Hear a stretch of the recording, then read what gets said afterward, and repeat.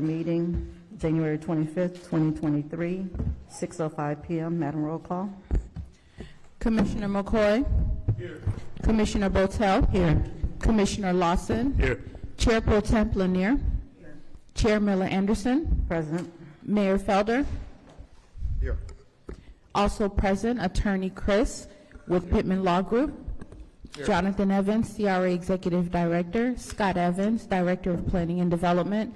Anita Jenkins, Director of Neighborhood Services. Shirley Desir, CRA Clerk.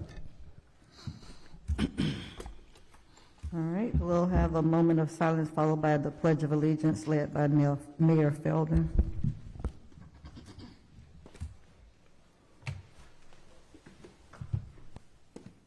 I pledge allegiance to the flag of the United States of America and to the republic for which it stands, one nation, under God, indivisible, with liberty and justice for all.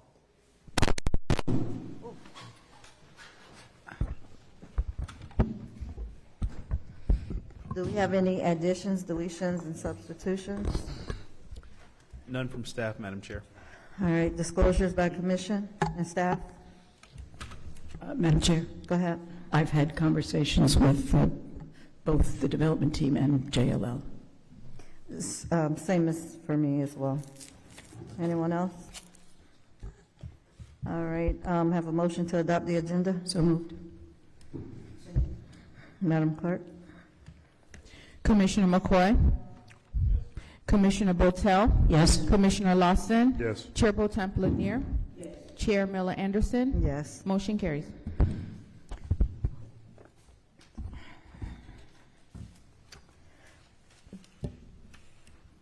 The consent agenda is routine board business. The consent agenda is approved by a single majority vote. Items may be removed for open discussion at the request of any CRA commissioner. Do we have anyone that would like to pull something from the consent agenda? All right, have a motion to accept. Motion to approve the consent agenda. Madam Clerk. Commissioner McCoy? Yes. Commissioner Botel? Yes. Commissioner Lawson? Yes. Chair Pro Temp Lanier? Yes. Chair Miller Anderson? Yes. Motion carries. Okay, regular agenda, item 7A. Resolution number 2022-24, resolution of the Board of Commissioners of the Revere Beach Community Redevelopment Agency approving the Commercial Grant Incentive Program Round 2022 applications, authorizing a total of $145,230 to assist local businesses and improve properties in the community redevelopment area, providing an effective date. The acceptance of public comment cards are now closed, Madam Chair. We have no comment cards. Okay. Motion to approve resolution number 2022-24. Second. Mr. Evans? Madam Chair and members of the board, if I can have the Director of Planning and Development, Mr. Scott Evans, to make this presentation. All right, good evening. Good evening, Madam Chair, members of the board, and Mr. Mayor. This is for approval of the 2022 round of commercial grant applications. Over the last 5 years, the CRA has provided grant funding in the amount of $720,000, which has resulted in over $2 million in investment in our local commercial properties, over 25 of which have been able to take advantage of this grant program. This year, we had available $250,000. The program has two distinct initiatives. One is for an incentive that a business can obtain up to $40,000, and that's our property improvement incentive. And then the other is the beautification program, which provides up to $4,000, and that one doesn't require a match, and that's mostly for beautification and painting. We've had a couple of different, many projects, 25 projects I referenced. This is one that was completed. And then another one, that one was on 20th Street, and then on 237th Broadway, this building was painted and they upgraded their roof. I'm not sure why it's going, but... I know, like calling one address off and a different right. one is showing. There's the before. So they did the roof and landscaping, and then they painted the building.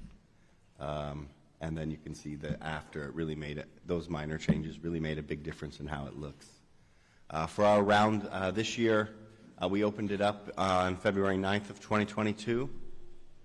On February 21st, on the 9th it was approved, and then it was opened up on the 21st. Acceptance of applications was closed in July of 2022, and we evaluated the applications. We only received 4 applications, and they were evaluated on August 15th. The 4 applications we received were from Riviera Beach Community Outreach, which is under the beautification section for just requesting $1,300. Then we received one from Gem Keen Realty, which is located on 2826 Broadway. Their total project is $111,000. Their request is for $40,000. And then Looms Enterprises, they're looking at replacing, they have a older pole sign that no longer meets regulations, so they're looking at putting in a nice monument sign that they're requesting through the program. And then Atkins Loving Care has some improvements to their facility, including new fencing, some ADA requirements that they'd like to make changes to the building, and then some playground resurfacing. We also received 2 application renewals. One was the Greater Gator, which was approved last year, and they hadn't proceeded yet as they were still making some determinations on their project and their contractor. However, they are requesting to be renewed this year, as is the former Webb Dry Cleaning building, which is located at 1601 Broadway.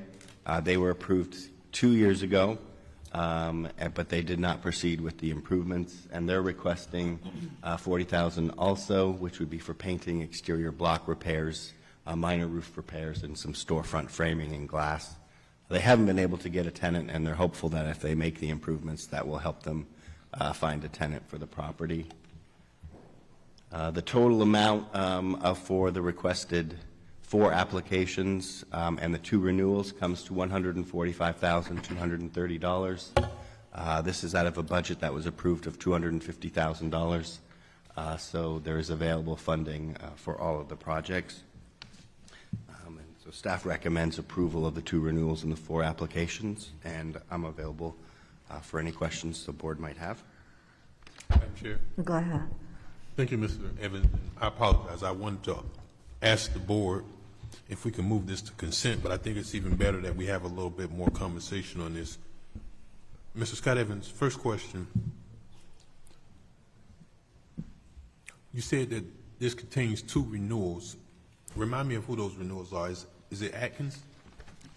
No, the renewals requests are for the Greater Gator, which is located on Beach Court, Blue Heron Boulevard on Singer Island, and for the former Webb Dry Cleaners, which is on the west side of Broadway, 1601, and it's vacant structure. So I'm clear on this. Greater Gator and Webb. So they're asking for $40,000 in each year. The renewal is an additional $40,000. Yes, they're requesting for $40,000 each because they hadn't proceeded with the projects yet. No. So I guess let me make sure I understood this. So the last application cycle, we granted a $40,000 grant? No. Yes, it was approved, but it's about to expire. And since they hadn't proceeded with the work, their ability to make use of the grant would go away. Okay, so wouldn't it be more appropriate to label it as a deferral? Because when you say renewal, it almost makes it seem as if we granted them $40,000 and then they're back here again asking for another $40,000. So Yes. okay, that's what I would recommend, because it kind of didn't make sense, and I was trying to find out: are we capping business grants at $40,000 so you can't come back 3 years later and ask for another one? Is that the idea of the program? No, you can apply in a future year if you received a grant previously. Well, that's interesting. So in effect, someone can get $1 million worth of grant improvements if they just staggered the work over several years. Well, yeah, you could certainly stagger the work and get multiple grants over the years, yes. Okay. perhaps we need to talk about whether or not that's the intent of the board, because obviously if, that's the case, someone can almost do a complete rehab and just kind of set it out in various phases. But what I wanted to get to, and I think which is much more important, you said that the application windows for this cycle opened up February 21st of 2022. Yes. We approved it February 9th of 2022. Here we are in almost a year later. My question is, and this is exactly why members, I think we need to kind of try to fine tune this as we go along. Number one, I think we need to address whether or not we're going to put an aggregate cap on how much one business can be granted. And that's preferenced by asking this question, Mr. Scott Evans. Do we perfect the lien on these properties for these grants that they have to have some sort of forgivable grant if they stayed there a number of years? I believe that the grant, they have to sign an affidavit. I believe the commitment is that they have to pay it back within 5 years. But I would have to. Well, without belaboring it, I don't know what an affidavit. I know what an affidavit is, but I don't know what an affidavit is. I promise to stay here. I swear under oath that I promise to stay here for 5 years. But in 2.5, 3 years, if my business tanks, am I on the hook for the remaining amount of the money? If you sell the property within that 5 years, then you need to pay back the grant. Yes. Okay. All right. Well, members, I guess it makes sense that we shouldn't be holding someone who's doing this work, and I imagine this work has already been done. Correct, Mr. Scott Evans?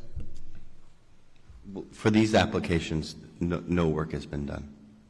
So we're approving. So let me make sure I understand this. This $145,000, we're approving the go-ahead, and then when the money gets expended and they need to be reimbursed, that's going to be another agenda item? No. Once the board approves the applications, they can proceed all the way from construction to reimbursement of the funds. So you said we started the applications in February and it went all the way up to some date in July.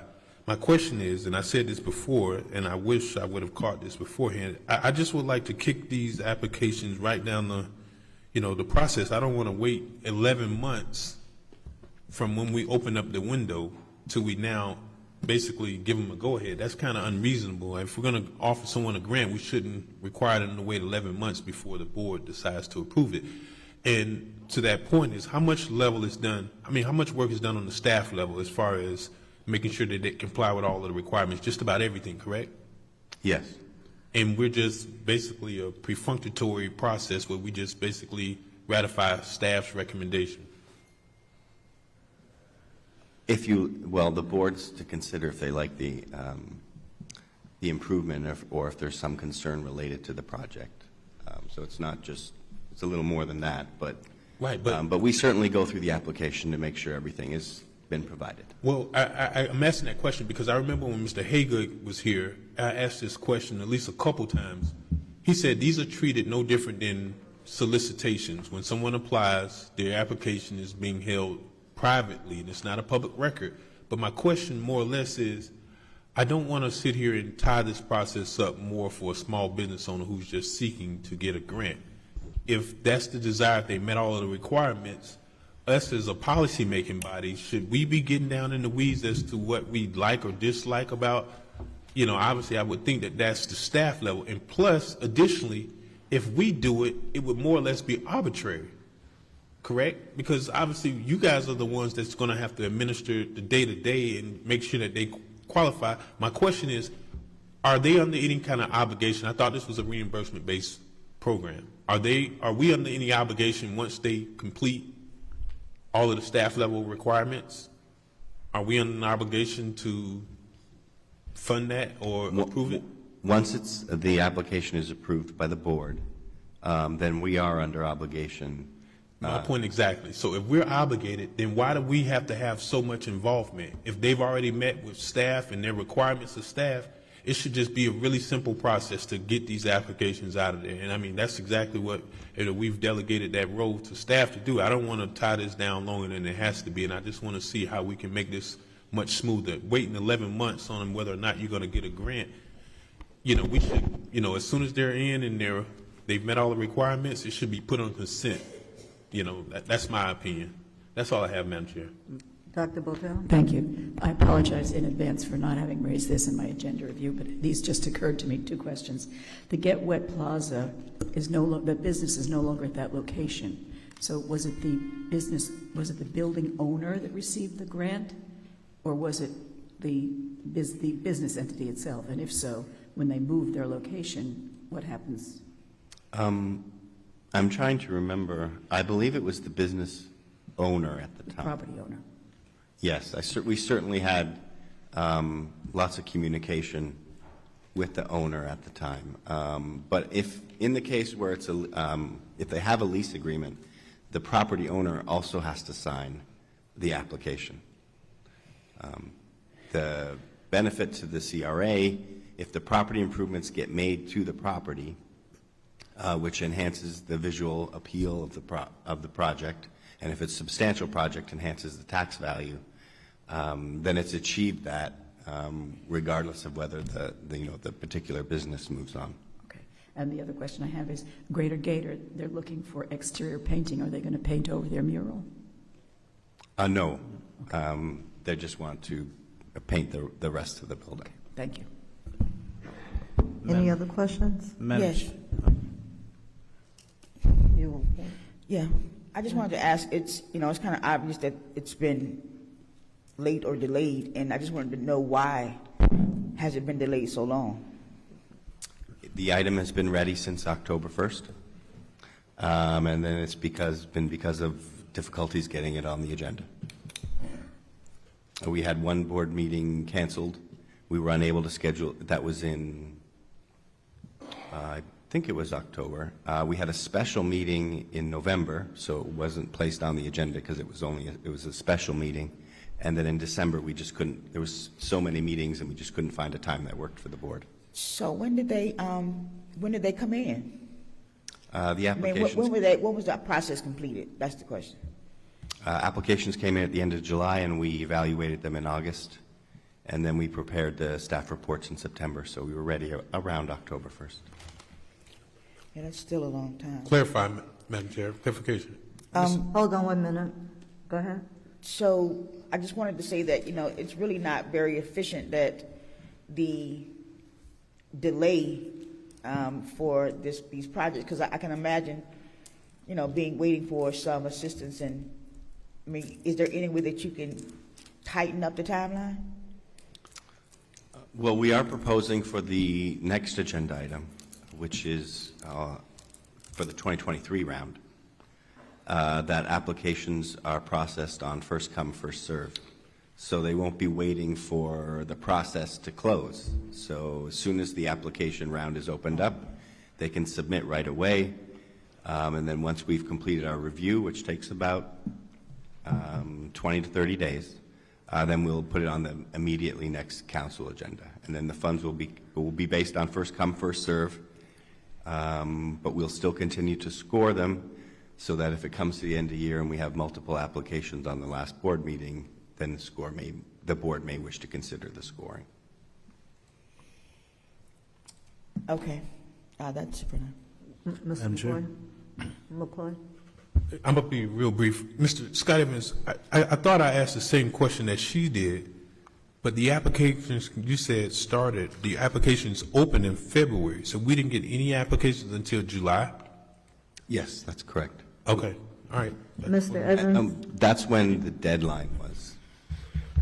Madam Chair, also, one of the challenges also is with this program is identifying the work and the contractor that will provide the work for said programs, because we've had situations whereby they've tried to get contractors or costs have changed and deviated. So it is a lot of back and forth on the staff side. But I think what Mr. Evans spoke of certainly will expedite the items coming before you in future workshops, but we can see administratively if there's anything that we can do to get the dollars into the business community's hands quicker and ensure that there are those protections or clawbacks for the CRA should there be a situation where ownership changes or businesses are sold and the like. And so we can definitely look at that and see what we can do to improve and then share that with the board.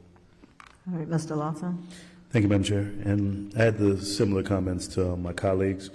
Mr. Evans, Scott Evans, we spoke earlier in reference to simplifying, expediting, and increasing applications. But I'll address some of those additional comments on 7B when we talk about the next round so that we can move forward with this item and get these money out to these businesses. But I agree with my colleagues when it comes to shortening the process and expediting it and trying to figure out a better way to get these dollars expended for these businesses. So I want to discuss a few more items of how we can actually do that and possibly changing the process to providing draws for businesses and opportunities and see if there'd be a conflict from legal or from staff or from the city if we provide funding while they're actually doing the revitalization and renovations to the businesses. So we'll go a little bit deeper into that on 7B. Thank you, Madam Chair. All right, any other questions or comments for 7A? Madam Clerk? Commissioner McCoy? Yes. Commissioner Botel? Yes. Commissioner Lawson? Yes. Chair Pro Temp Lanier? Yes.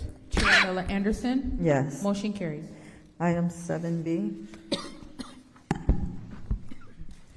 Resolution number 2023-01, a resolution of the Board of Commissioners of Revere Beach Community Redevelopment Agency approving the Commercial Grant Incentive Program Round 2023, approving $200,000 in available funds to assist local businesses and improve properties in the Community Redevelopment Agency.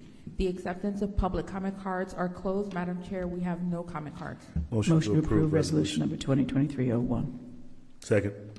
All right, Mr. Evans?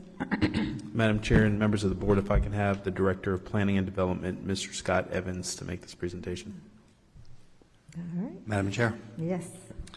The process for the 2023 round, we're asking the board to approve up to $200,000 in funding for local businesses to apply in this year going forward. We're proposing to change the process and how it's implemented this year. It would be a first-come, first-served basis. Applicants would be able to submit their applications for review anytime between January 31st through August 31st, 2023. Applications would be processed as soon as they're received and placed on the next available board agenda. We will still score them according to the underwriting criteria that the board previously approved. However, they will be brought back to the board as we receive them and process them so that business owners who can get their quotes from their contractors and their applications finished quickly can also proceed quickly. We would open up this round on January 31st, and then we would close it on August 31st so that we can do budget planning for the next year. And so we're recommending approval of the 2023 commercial grant round. We would propose to hand deliver the flyers to local business, including initiating a discussion with the owner or manager who's on site for each of our businesses located in the CRA. We will also post on social media, our websites, and email to our over 2,000 local contacts on our emailing list. All right. Any questions or comments from the board? Madam Chair. Go ahead. So based on our conversation, Mr. Evans, and what I've spoke with a few business owners, the matching and the funds that are actually being provided to some of the owners, property owners and business owners has been the reason that a few of them may have not applied. So I wanted to have this discussion to see if we could look at possibly allocating the funds and providing a draw or a stipend to the business owners to allow for them to start as soon as they're approved versus having to match the funds and having to wait and having to actually be reimbursed. Because I believe, Mr. Evans, if you can clarify for me, is it a reimbursement program where they have to provide the work and then they're reimbursed for the money they spent? Yes, we reimburse after the project's completed. So how the economy has changed over the last few years, and most business owners, small business owners, they don't have 40,000 sitting in the bank. They barely have 5,000. So if we look at that process and possibly provide them with an option of doing the work and paying draws as they go versus reimbursing them, I think we'd have better process and a response. One specific business owner said they just don't have the money to do the rehab work. So I think if we look at that and identify a easier, more seamless process for them, we may get a few more applicants and actually be able to utilize all the dollars allocated. So if my colleagues would entertain that, I'd like to possibly have staff incorporate that into the program with the grant program when we move forward tonight. Madam Chair, if I may. Go ahead. I've also seen, to the councilperson's point, I've also seen situations whereby the CRA helps facilitate in providing for deposits, because in most cases, when you do have a contractor that is assisting in those construction activities, a deposit is required, and that usually is the inducement to facilitate the construction activities. And so we can, whichever way the board wants to look, we can bring you some options to consider that can help facilitate at least getting the process started, and then to the councilperson's point, a drawdown or some type of payment arrangement that helps them share in the cost of the capital construction, but also something that it's not first dollar out of pocket, and it may take away some of that operating capital. So that's another option for the board to consider if we look to modify the program as it currently stands. If we look to modify the program in that manner, by doing the drawdowns, do we have the staff to monitor and make sure, I know that's a process when different organizations are doing drawdowns. Do we have somebody that's going to be able to add that to their plate? Madam Chair? Go ahead. We currently have the ability to do some draws, but it's still on a reimbursement basis. And we don't have the ability to provide the upfront money for deposits, as was mentioned, or to pay the contractor directly for completed work. In the past, the complication arises when we get in between the contractor and the owner. But I think perhaps with certain authorization forms and having the owner sign off on the contractor's work, that perhaps we could even do draws with direct payment and deposits from the CRA to the contractor. But So we would have the to, owner will sign off on the work that the contractors have done, and we would pay the contractors directly instead of doing the reimbursement to the owner? that would be an option I'd like to consider for the board to, that might help our local businesses. Madam Chair? Go ahead. That was the exact option of just trying to get the work expedited, assisting the contractors, making sure they're guaranteeing the funds are coming in, and making sure that we can actually get the revitalization renovations done quicker for the businesses. So, and then also the process of bringing them to the table for approval, and understanding that we don't want to wait a year for them to get the approval and the grants. As soon as the application comes in and is reviewed, understanding that that comes to either the board or we give staff the autonomy to move forward with that process. We just have to figure out what's going to be the most seamless process of not waiting for all the applications to close. So just to get a little better understanding of this, so if the owners are the ones that are signing off on the work, they're still the ones that are held responsible, even though we're not the ones that's going to verify that the work is done, because we're going to pay directly to the contractor? Honestly, I haven't thought through this concept yet. That's why I think we'd need to think through and definitely speak with legal about the best way to do it. Yeah, because, yeah. Okay, anyone else? Yeah, I just wanted to say that we certainly need to be aware of the procurement codes in regards to Florida statute, and also that at some point, does that mean that the city has to change its codes, because it would not be the same as the city's procurement policy. So we would have to certainly take that into consideration. Anyone else? Madam Chair, Yeah. I think it's appropriate to also include, do we set a cap on this as well? If there's members that want to talk about it, or even perspective from staff. Yeah, I mean, I don't know that I agree with the continuous disbursement to the same businesses over and over. I mean, and I did too think that when you said a renewal, that they were getting a second bite at the apple, but I just think that we need to be able to spread this money out. It's kind of like the Renaissance program where, you know, we need to try to help as many people as we can. And so continuously giving to the same businesses, I don't, unless that's all we're getting to apply. I think we need to probably put a limit as to how many times they can come back and get the money as well. I'm not exactly sure how many times. I mean, how many people do you normally get to apply to some of the, I mean? It varies a lot, between 13 in a particular cycle, I think was our highest, to 4 this cycle, which is very low. Yeah. Madam Chair? Yes. Is that with the matching, the 40,000 matching grant? So in order to get the 40,000, they have to pay $10,000 of their dollars. And how many of those you got the past year? We only got 4 applications for those. And the ways, what are the ways that you all reach out to them to let them know that we have this going on? We advertise open workshops for them to come and find out information about the program. We use social media. We have our Clean and Safe ambassadors hand out the flyers to the businesses. Okay. This year going forward, I think we want to do a better job of not just getting the flyer to the business, but speaking to the manager, owner, to try to explain it a little bit. Those are the main ways. We also email it out in our newsletters. We use the notice in the city newsletter. Those are the main vehicles. Okay. Anyone else?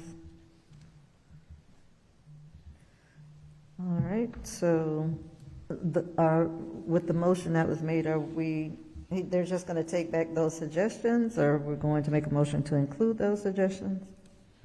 Well, I think it has to be built out, so Yeah, so that's it. that's quite a bit to incorporate. I think this is authorizing us to move forward a new round, correct? Yes, sir. All And, right. Madam Chair, I think what we suggested, that can be built out at the staff level and we be given a white paper. I think us authorizing it is what we need to do and let staff build out that program because, you know, I think it's pretty clear, and I don't know that anybody objects to the aggregate cap. You know, like realistically, let's perhaps send them back with some direction. Do we say $250,000 is the cap? Do we say 200? If a person can come back on their second time and get 40,000 for the second time being a total of 8, I guess technically it wouldn't even be that. It'd be 60,000 because they put in 10%. I'm sorry, they put in 25%. 10,000. It's a quarter match, right? $1 for 4. Yes, I think the cap, if you were going to do that, should be on the amount of dollars that we provide, because we wouldn't want to not incentivize a project that spends a lot of money. So if they did like a $500,000 improvement and we provided 40,000, and then they wanted to do another $500,000 improvement, 40,000, I would suggest that the cap be on the amount that the CRA has invested in the project. Okay. Madam Yeah. Chair, Hold on 1 minute. That seems attainable. Ms. Linnell? it just seems like a lot of ins and outs to it. You know, we're talking about payments, we're talking about, you know, amounts, caps. Maybe it's something that we can look at in a workshop, but we still need to make sure that all of the items that we've talked about are incorporated into this. Now, maybe they can go back and look at the tape of this conversation, but it seems like a lot to assume that it'll be put into the new program, so to speak. I guess we can approve the funding, but, you know, we can ask for more direction in terms of how the program will be set up. We can do that ourselves. All right. Anyone else? Madam Clerk?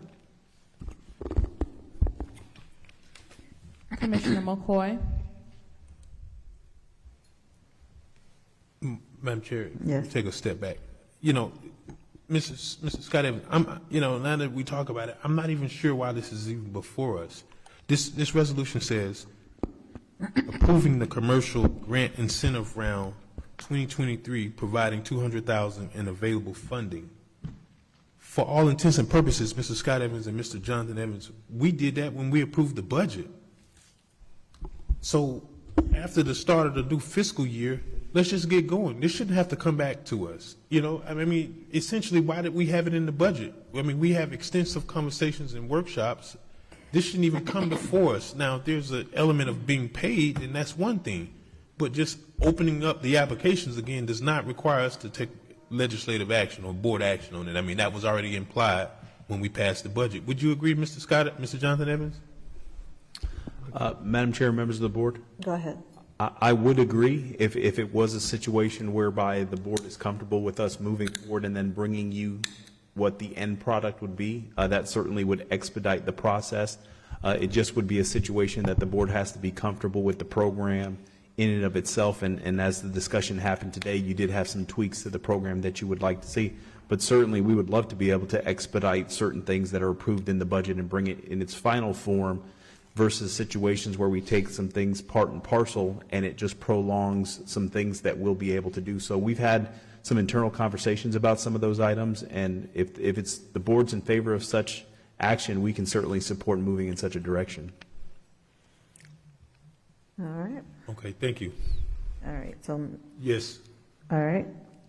Go ahead. Continue with roll call. Commissioner McCoy? Yes. Commissioner Botel? Yes. Commissioner Lawson?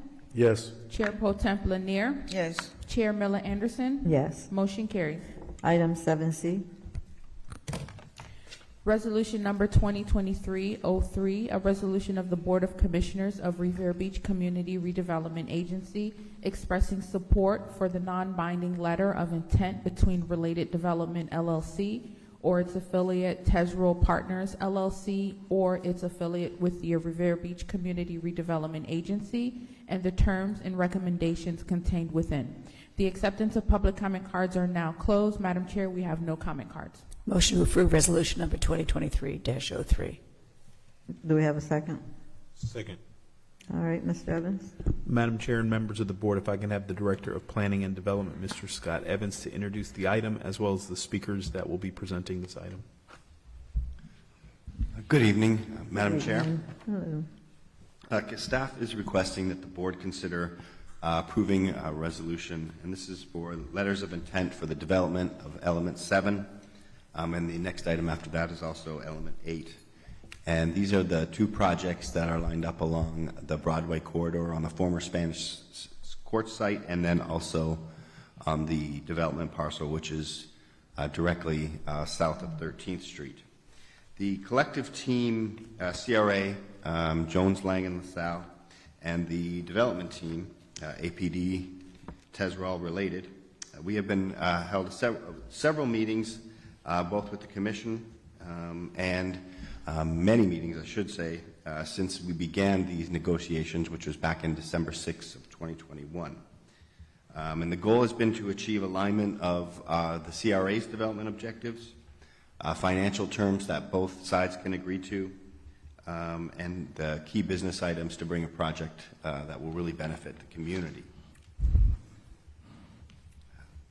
At the CRA meeting on November 14th, following lengthy discussions related to Element 7, we had unfortunately, we were in a position that we did not recommend approval of the project. However, at that meeting, the development team proposed new term adjustments, and the board directed staff to further negotiate based on their new proposal, which was to reduce the upfront costs of $6 million of the project. Those discussions have made substantial progress, and the letter of intent outlining the business terms for development of Element 7, as well as Element 8, have been finalized for your consideration tonight for approval. JLL has prepared a summary memo and presentation on the project, which will provide the details and analysis of the proposed development and the financial impact.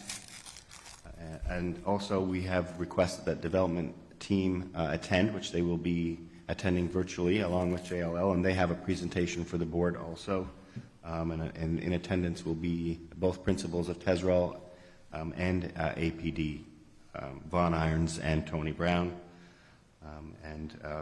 So the order of presentations I would propose is first we would have an update by the city attorney, a status update on our exclusive negotiations agreement, followed by a presentation from the development team, and then the analysis and summary of business terms by JLL, who's attending virtually. All right. Mr. Attorney. Madam Chair, as you know, we've passed the exclusive negotiation agreement, which set certain milestones for both sides in this, I'd say, Marina project, and it sets forth in elements. Tonight, we're to consider elements 7 and 8, which are the residential aspects of it. However, the elements 0, 1 through 4 are not before you, and we're seeking direction on those.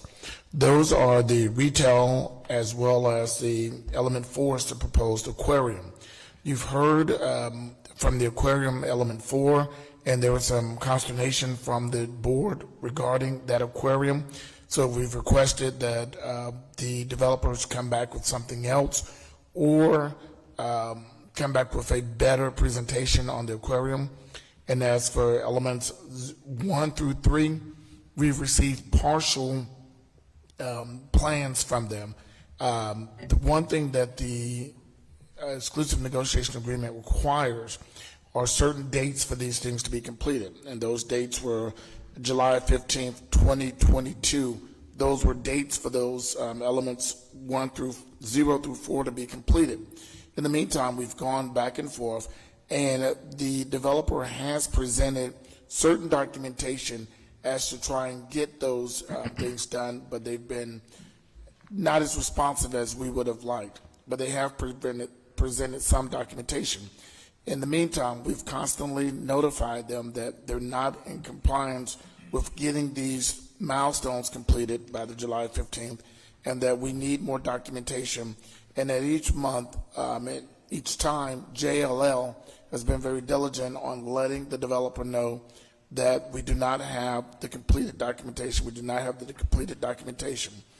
The only thing, so for elements 7 and 8, which we'll discuss in a minute after this presentation, but the earlier elements and the consternation regarding the elements that were due on July 15th not being completed, the notice that is required from the exclusive negotiation agreement is a termination notice.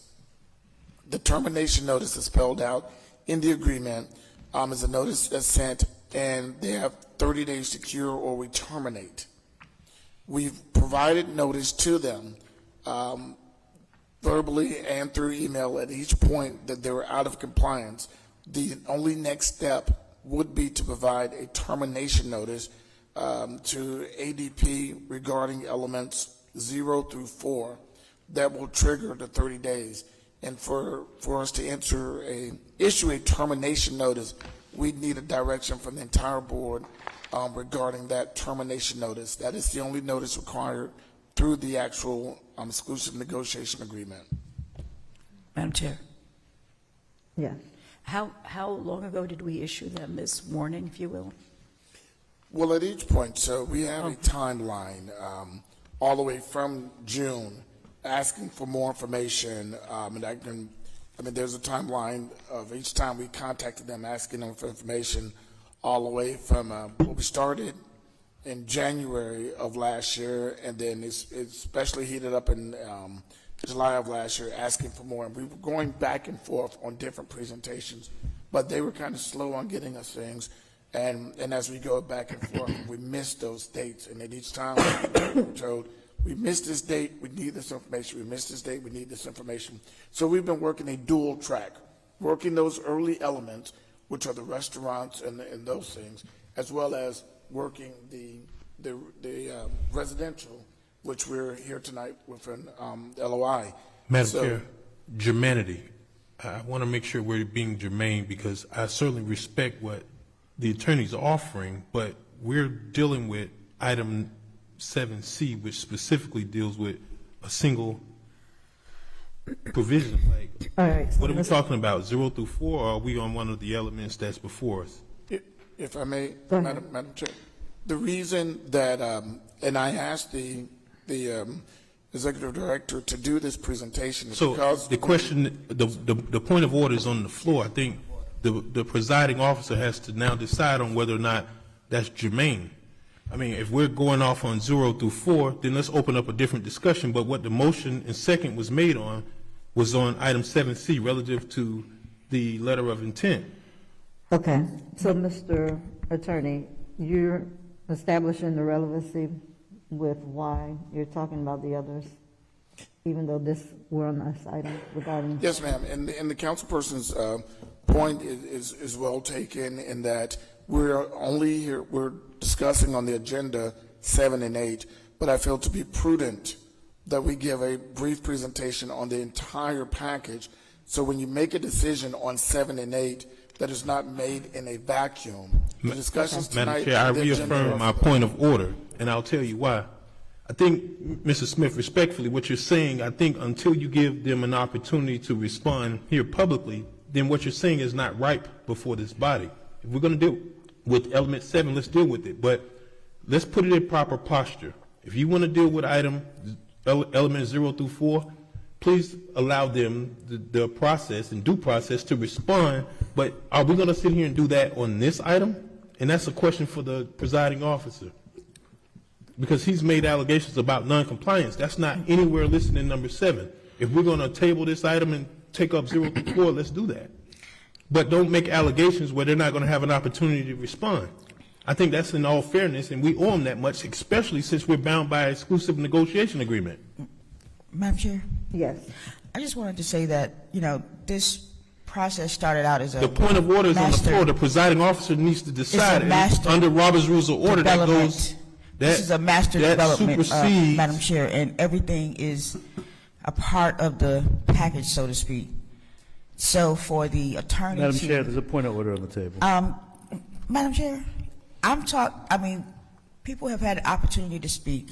I asked Madam Chair, she allowed me to speak. Right, but she Let has me to first finish. adjudicate the point of order. And I'm pulling up Robert's Rules of Order in case I need to remind the board and the members. I mean, we can't decide when we want to follow rules, Madam Chair.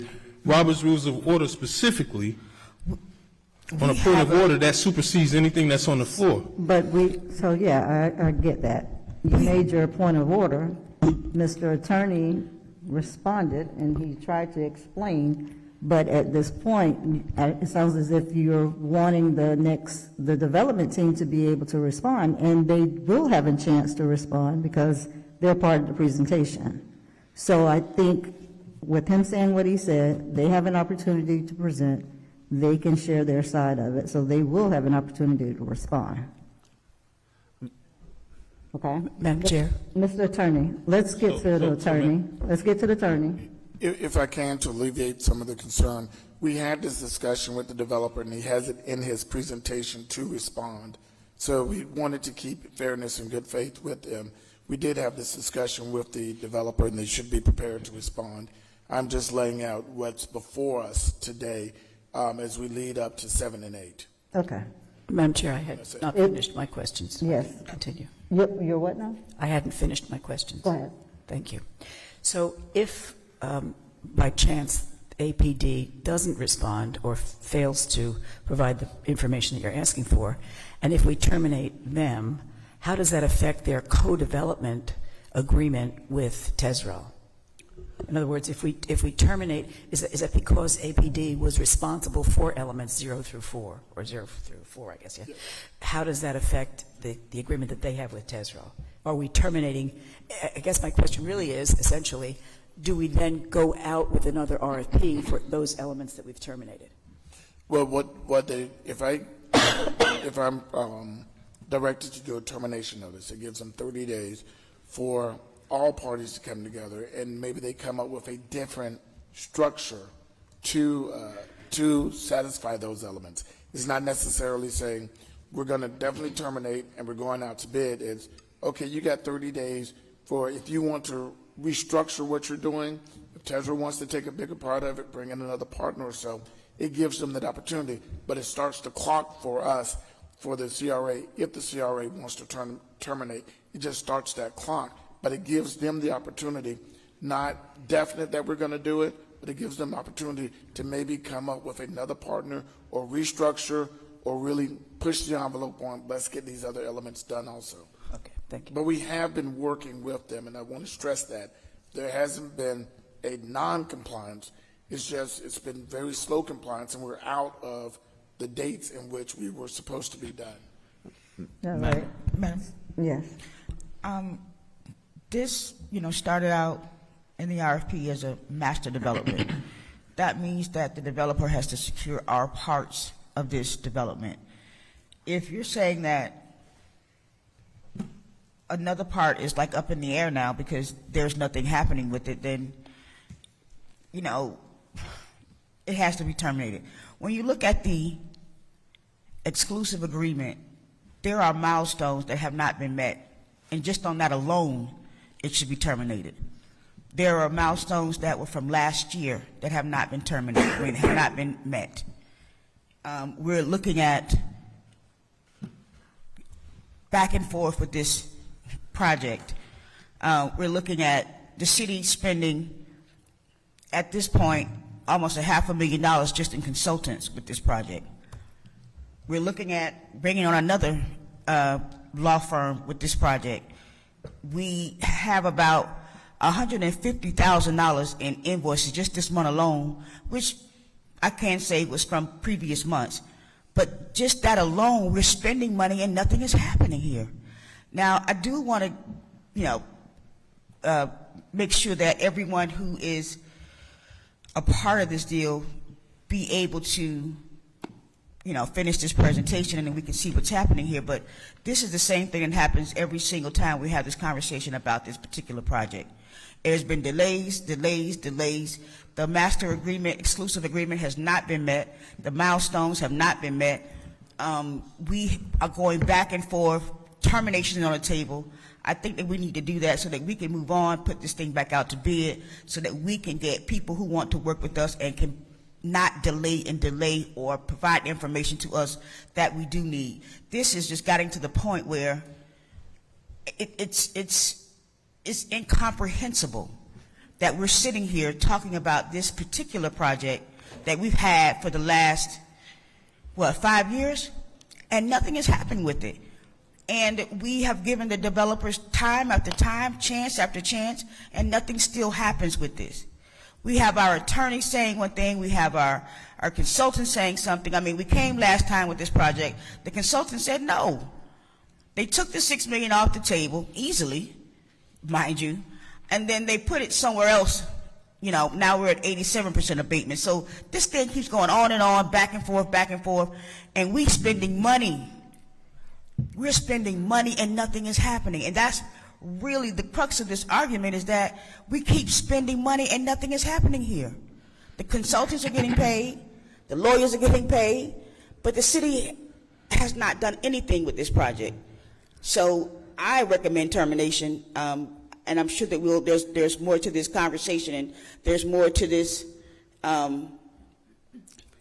presentation. And of course I'd like to hear it. It's just that at what point do we say, listen, we've tried everything we can. We've tried everything we can, every angle that we can, and nothing has happened. So that is my position in this, in terms of recommending termination, because this has just gotten, it's an embarrassment to the city. All right, so there's still more presentations to be done. Mr. Lawson, did you still have a comment? Are we currently on item 7C? Yeah, we're gonna move to whoever's next to present for 7C. Okay, and Attorney Smith, I would have asked or possibly recommended that we added an item when we started the agenda if you wanted to discuss the other elements, because we voted to move forward and have a discussion about Resolution 2023-03. So for you to blindside the council with that discussion about other items during this resolution discussion, I think was unfair to this council and not allowing for us to be prepared. So possibly for future, if you do have an interest in adding something to the agenda to discuss, prior to this, and if you believe it was germane, you could have added this to the item, because this is the first time I'm hearing that. All right. Who's next for our presentation? Mr. Scott Evans. Next is the development team. They have their presentation ready, which I can advance for them if they just say next slide. And I believe Tony Brown will be starting, but I know Von Irons is on the line also. Okay. All right. Who's ready? Who's doing the presentation? Walter, are they on? I'm sorry, I was on mute. Tony Brown here. Good evening, Madam Chair, members of the board. Can you hear me okay? Yes. Good. I apologize for my surroundings, but I'm out of town at a board meeting, and we're having a retirement dinner for our CEO of 20 plus years. So I apologize for the background. I'd like to start with the positive before we move to the concerns that Mr. Smith raised. I'm not sure what notice we've been given. I do know that there has been concerns about finalizing negotiations of the lease for the event center. If you look at the original exclusive negotiation agreement, it's not as dire or detrimental as your attorney make it appear. 7 and 8 and element 0, the event center, were on the same timeline. As you can see, what we thought would be a 30 or 60-day negotiations for 7 and 8 has taken nearly 8 months. And so Treasurer was on point for 7 and 8. APD is on point for the event center lease, and there's been some back and forth. And we acknowledge that that could move quicker than what it has. When we gave an update on the conceptual site plan for elements, they turned the lights off on me, sorry. When they did the, when we did the presentation on the conceptual site plan, we addressed 1, 2, 3, and 4. We asked the board for consideration about the 50-year lease as we were having conversations about developing it. We didn't get any direction. We did get direction on element 4. Mr. Irons was prepared to move with due haste with the element 4 item, and there was some concerns expressed. But I'm just going to pause for a moment. You typically hear from me. We usually save Mr. Irons for last, and we have to go through the agenda. But what I'm going to do is just pause for a moment, ask Mr. Irons to say hello, give some opening remarks, and then I'll go into the presentation for 7. If Mr. Irons can say hello and make some opening remarks. Sure. Thank you, Mr. Brown, and Madam Chair and the board, thank you for your time today, as well as the citizens of Riviera Beach. I just want to reiterate what Tony said at the start. We think this is actually an occasion to celebrate moving through the process. We're happy to have a detailed discussion about the process and the parts of it that haven't worked thus far. But we're really pleased that this phase is ready and prepared to move forward, that the recommendation of JLL supports how 7 and 8 are moving forward and how it's structured, primarily because it not only provides a template for how the rest of the negotiations need to proceed, but these 2 elements were essential to strengthening the market conditions for the subsequent phases. We all knew at the top of this we were focused on 7, 8, and 0 because of the direct impact that they would have on the retail commercial elements, primarily the parking access, as well as the market demographics in order to support bringing the food and beverage and other retail elements that this community has been discussing that they've desired for some time. So we're just happy to be here today to reach the conclusion of this milestone, and we're eager to have a rigorous debate about the consternation that Mr. Smith presented. We're happy to... I'm sorry, Mr. Irons, I'm sorry. Yes, just 1 second, please. Is that a time limit here on this? No? Oh, I heard a clock. I'm sorry. Go ahead, sir. Thank you very much. And so with that, I think there are a couple of pieces that are really important to highlight. The consternation that was mentioned about element 4 and the aquarium. Those were all verbal comments from several different parties, some of it conflicting. We have yet to receive anything in writing from anyone on your side laying out specifics about that so that we can address it. There was some slow turn times on the negotiation of the Element Zero leasing and property management agreement. We think now that the attorneys are going to discuss that directly, the speed will pick up. But if we go back through the timeline, you'll be able to see that we could have improved. The city representatives could have improved as well, because there was a communication on October 28th from us that didn't get a response from any representative at the city until January 13th. And so instead of making this a volley back and forth about the negatives, we think it's a real opportunity for us to talk about how the teams have collaborated together in order to get this to this point. I really do want to underscore that we are committed to the next steps and the necessary timelines of this process. We've assigned specific staff, and including we've assigned Camille Coakley, our Director of Real Estate, to lead us on this phase of the project. She's also on the line here today. And despite a little bit of work ahead, we're committed to resolving any of the points of disagreement on the management and leasing agreement, and on addressing any of the aspects that were mentioned here moments ago. And in conclusion, I'd like to also share with you that just this week we're hosting a day-and-a-half work session with potential tenants, vendors, and sub-development groups that will be working with us on the subsequent elements here in Atlanta. Some of the folks that we're working with there in Florida are flying here to Atlanta tomorrow. Mr. Brown will be flying from Minneapolis here to Atlanta tomorrow, and we will be hosting a dinner tomorrow night with potential parties and the one-day work session on Friday in order to put us in a position to reach those timelines. Verbal indications of wanting more information doesn't constitute a material defect or a statement of termination.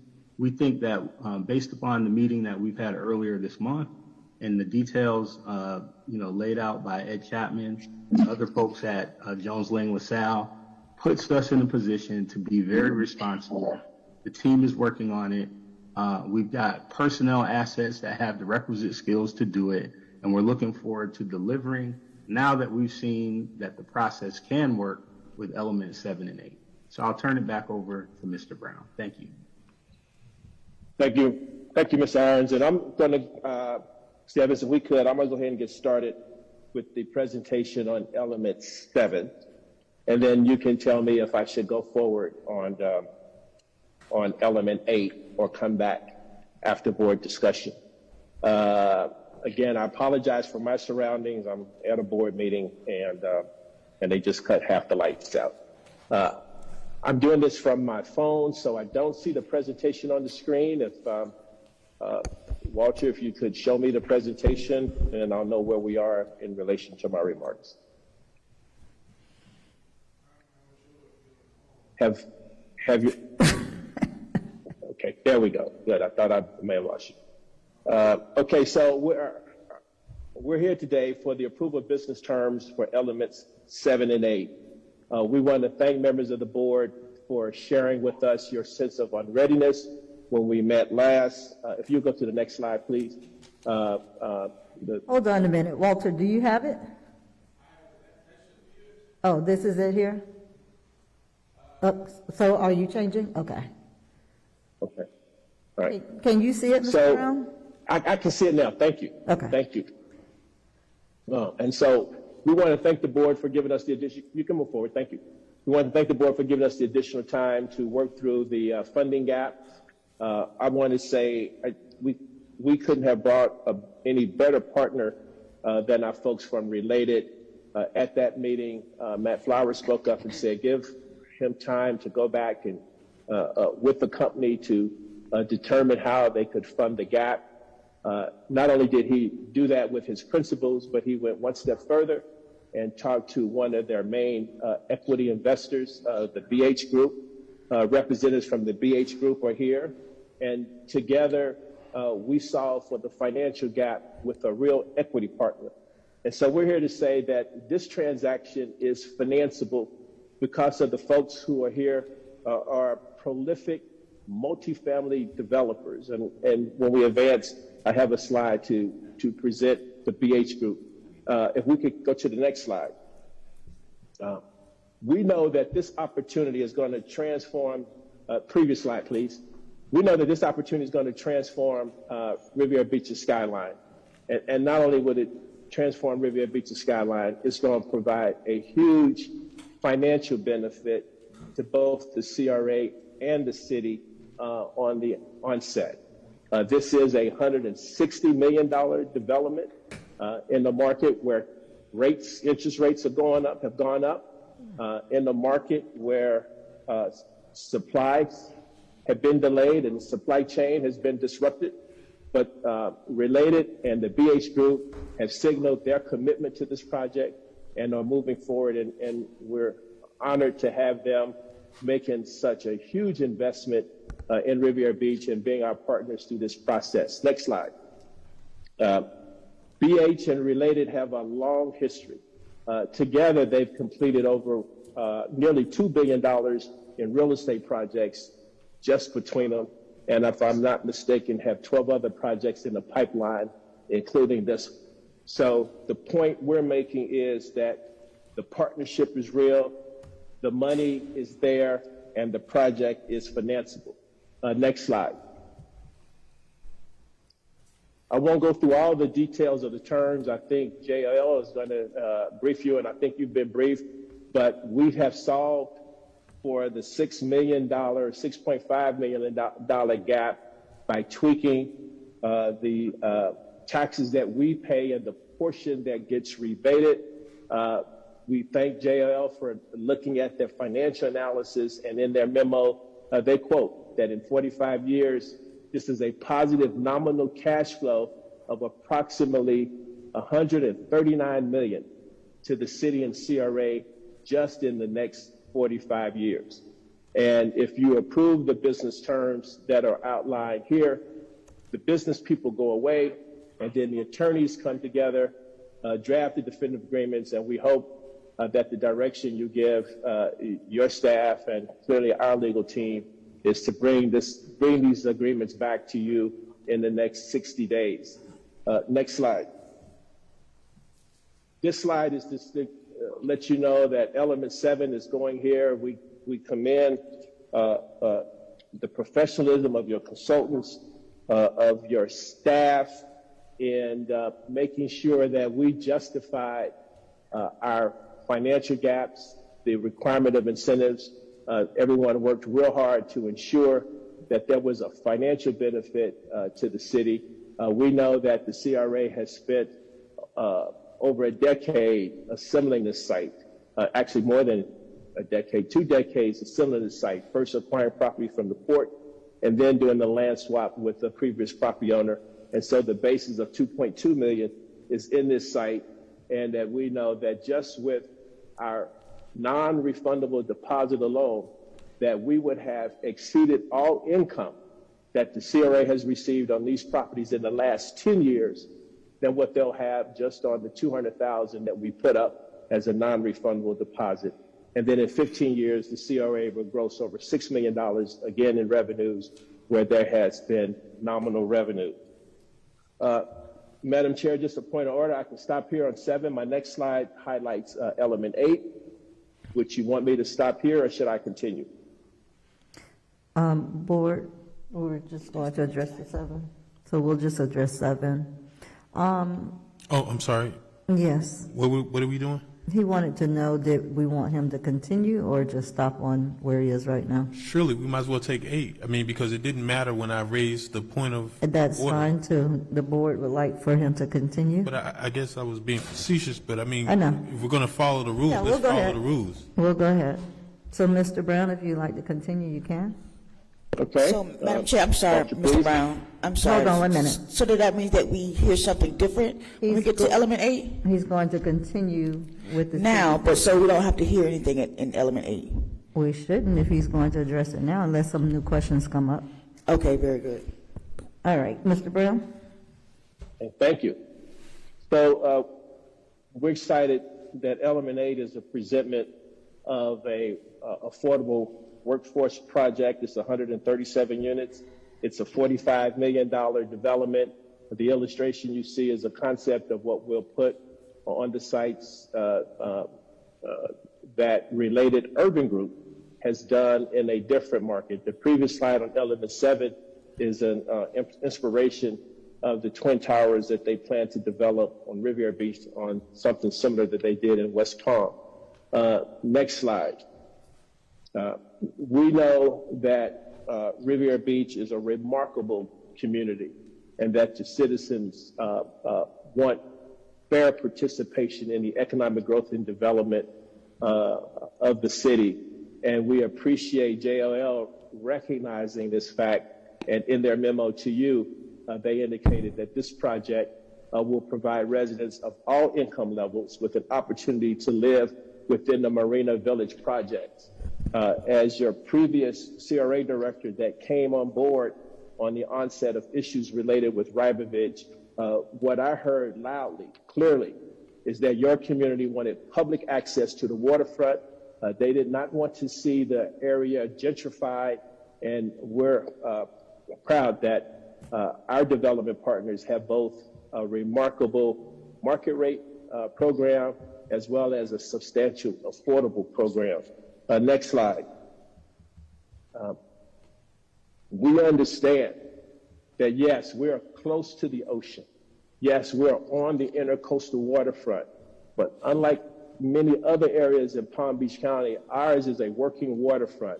It provides substantial employment, quality jobs for our community, and we know that this project will be a big hit because rents are restricted, because income is restricted, that we will apply for, and the terms of the agreement allow us to take 2 shots at applying for the very competitive low-income housing tax credits.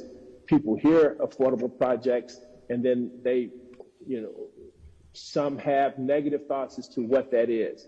And so there's a prescribed formula in order to win that they take on the average of the qualifying units. And so in this presentation, we're showing that of the 137 units, 30 units will be set aside for families making less than $27,000 in household income. Another 67 units will be for residents whose income doesn't exceed $54,000, and then 40 units at 80% of area median income will be set at $72,000. So when you put real numbers to this, you get a sense as to what either a single-head household might look like or to what a household may look like in terms of income limits. And so the market rate project just next door has no income limits, has no rent restrictions, but this project does. Next slide. And I believe that concludes my presentation.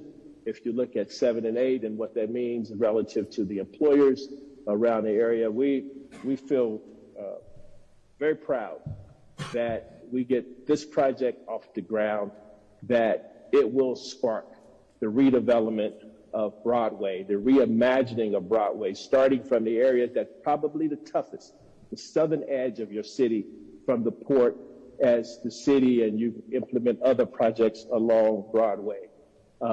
It was our focus to start with the residential development on Broadway, work our way to the waterfront. That is what Mr. Irons spoke about. Our next steps would be to formulate the legal agreements for 7 and 8, and then begin the dialogue for the other elements. We don't think that giving us notice is the proper is probably not the best word. We feel, and after the 6 to 8 month process, that the intentions of the exclusive negotiation agreement were honorable. We've had some lessons learned.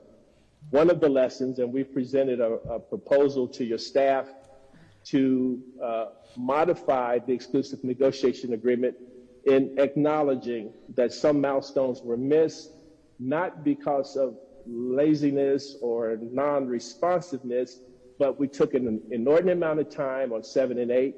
We had significant conversations about the public parking, not just the location of the public parking, the demand and the supply.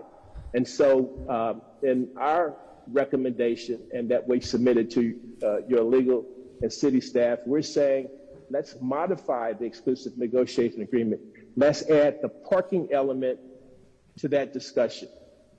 Mr. Evans, rightfully so, brought up the fact that he would not recommend a commitment to go to construction for the public parking without the development of elements, at least the waterfront elements 1 and 3. And he is correct in that assertion. And so in our proposal, we're saying that let's negotiate the parking along with elements 1 and 3. Mr. Irons can deliver a tenant tomorrow, but he can't go to construction because there isn't sufficient parking. And so the exclusive negotiation agreement is out of sync, and we need to recalibrate it. The other thing that we discovered in the submission of negotiating the lease for the event center, APD also tried to make it broad enough for the uplands. We come to recognize that you can't have an uplands property management agreement to look like the event center. You can't have the event center property management agreement look like the uplands. And so this recommendation for amending the exclusive negotiation agreement also introduces negotiating the property management for the uplands and the commercial broker agreement. Without the property management agreement, without the uplands lease and property management and commercial broker agreement, Mr. Irons has no authority to negotiate with any of the tenants that are knocking on our doors until we conclude with those 2 agreements. And then we can sit down with staff, figure out what the economics on a 50-year lease might look like, discuss other terms and conditions, and then bring this back to you in a thoughtful presentation that will not only talk about when and how the waterfront will be developed, but simultaneously when we will make the investments in public parking so that these private elements can be developed. So that's the presentation. Thank you. And the team is available to answer any questions you may have. All right, any questions or comments from Mr. Brown's group? We have public comment, Madam Chair? Say it again. Do we have public comment? No, we still have to go to JLL, Oh, their okay. presentation, right, Mr. Well, Evans?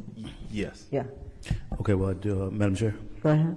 Mr. Brown, thank you for the presentation. Mr. Von Irons, absolute pleasure to hear from you. Grateful that you've come such a long way and blessed that you're still interested in working with this amazing city. So thank you for being on this call. And gentlemen, thank you for your vested interest in the city of Riviera Beach. The visuals that you've given us, absolutely stunning. I love to see the development that is potentially coming to Riviera Beach. First thing, I want to make sure that our workforce is just as attractive as this market rate units that we have up, because visually I want our Broadway corridor to be the creme of Palm Beach County. So I want the workforce housing to have a similar feel and look. And I know the cost of production is not going to be the same when you have a different rate of market rate versus affordable. But I want to make sure that we've addressed that entryway coming into the city, because if this is going to be one of the first buildings they see, I want it to be just as attractive one as the other. So that's the first concern that I have with both. The second would be making sure that we've addressed what we asked our board to do. We asked to negotiate and do this in phases so that we could get the housing component, get the parking component, and attract the retail. So I believe that this is what staff did. This is the proposal, and we did get a recommendation from our consultant to move forward with it. So I will be supporting items 7 and 8, and I look forward to our groundbreaking and ribbon cutting. So thank you, gentlemen, and I appreciate it. Any other questions for Mr. Brown's group before we go to JLL? All right. JLL? Good evening, Madam Chair, members of the board. This is Nick Finelli with JLL. we do have a presentation, and piggybacking on Mr. Brown's presentation, Walter, if we have that up, if we could just go straight to slide 6. I think Mr. Brown covered the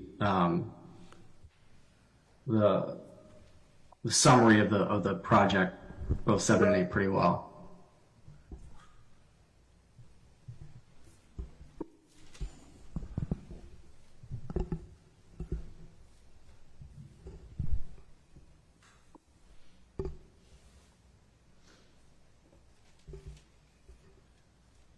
Walter, I'm not sure if you have our presentation up yet.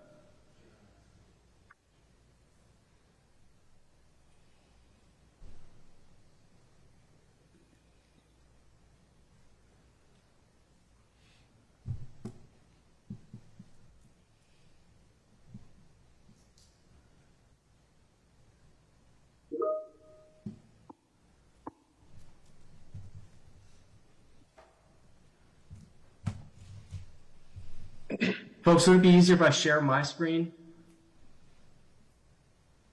Walter? One couple of seconds, he says. Thank you, ma'am.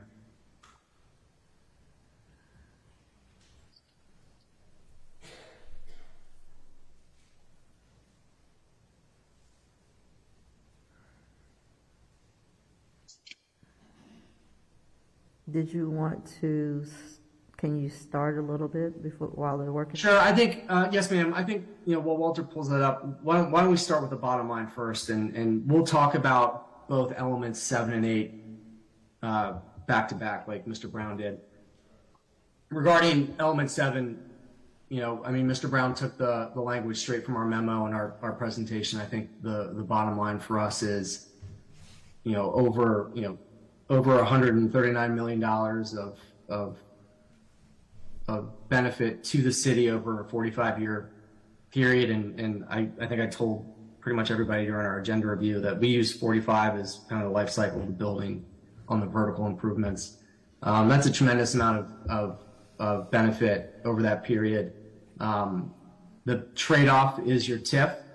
And the TIF over the first 15 years at 87%, and that TIF was increased from the 85 as part of our work with the team with Tesral and Related to minimize the need for any gap financing up front. That TIF over a 15-year period adds up to about $27 million in tax contribution. But that's a pretty tremendous trade-off when you look at the benefits to the city and the CRA.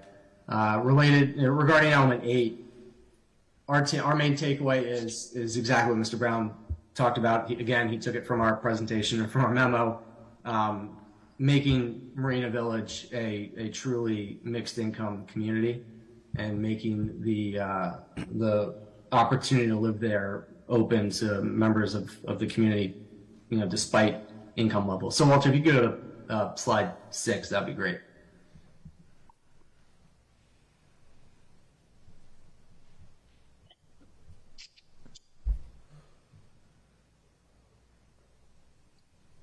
Perfect, thank you.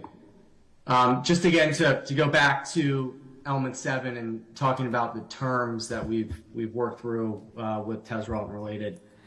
Again, this is a 99-year ground lease upon the date of execution with a fixed ground rent in the first 15 years of the ground lease to coincide with the TIF. So the first 15 years ground rent will be fixed starting at $70,000 per year. Escalated at a 2% annual basis. And then in year 16, we introduced the concept of a variable ground rent where the city will share in a 1% of the effective gross rent of the building. So really the better the building does, the better the city does. And we're anticipating that the first round rent payment of the variable rent will be around $148,000. So it's a pretty big jump when you get into the variable ground rent, and is pretty accretive it's very accretive to the city. We have worked out a revenue share in years 1 through 15 as part of the discussion to bump the TIF from 85% to 87%, we've also negotiated a revenue share wherein the building has the or I take that back. If the CRA has the opportunity to share in potential revenues above performance thresholds that will be set as part of the ground lease. Again, back to the alignment of interests, the better the building performs in those first 15 years, and they beat those performance thresholds on a rental per square foot basis, the better the city does, because they'll get a chance to capture 50% of the upside of that participation rent.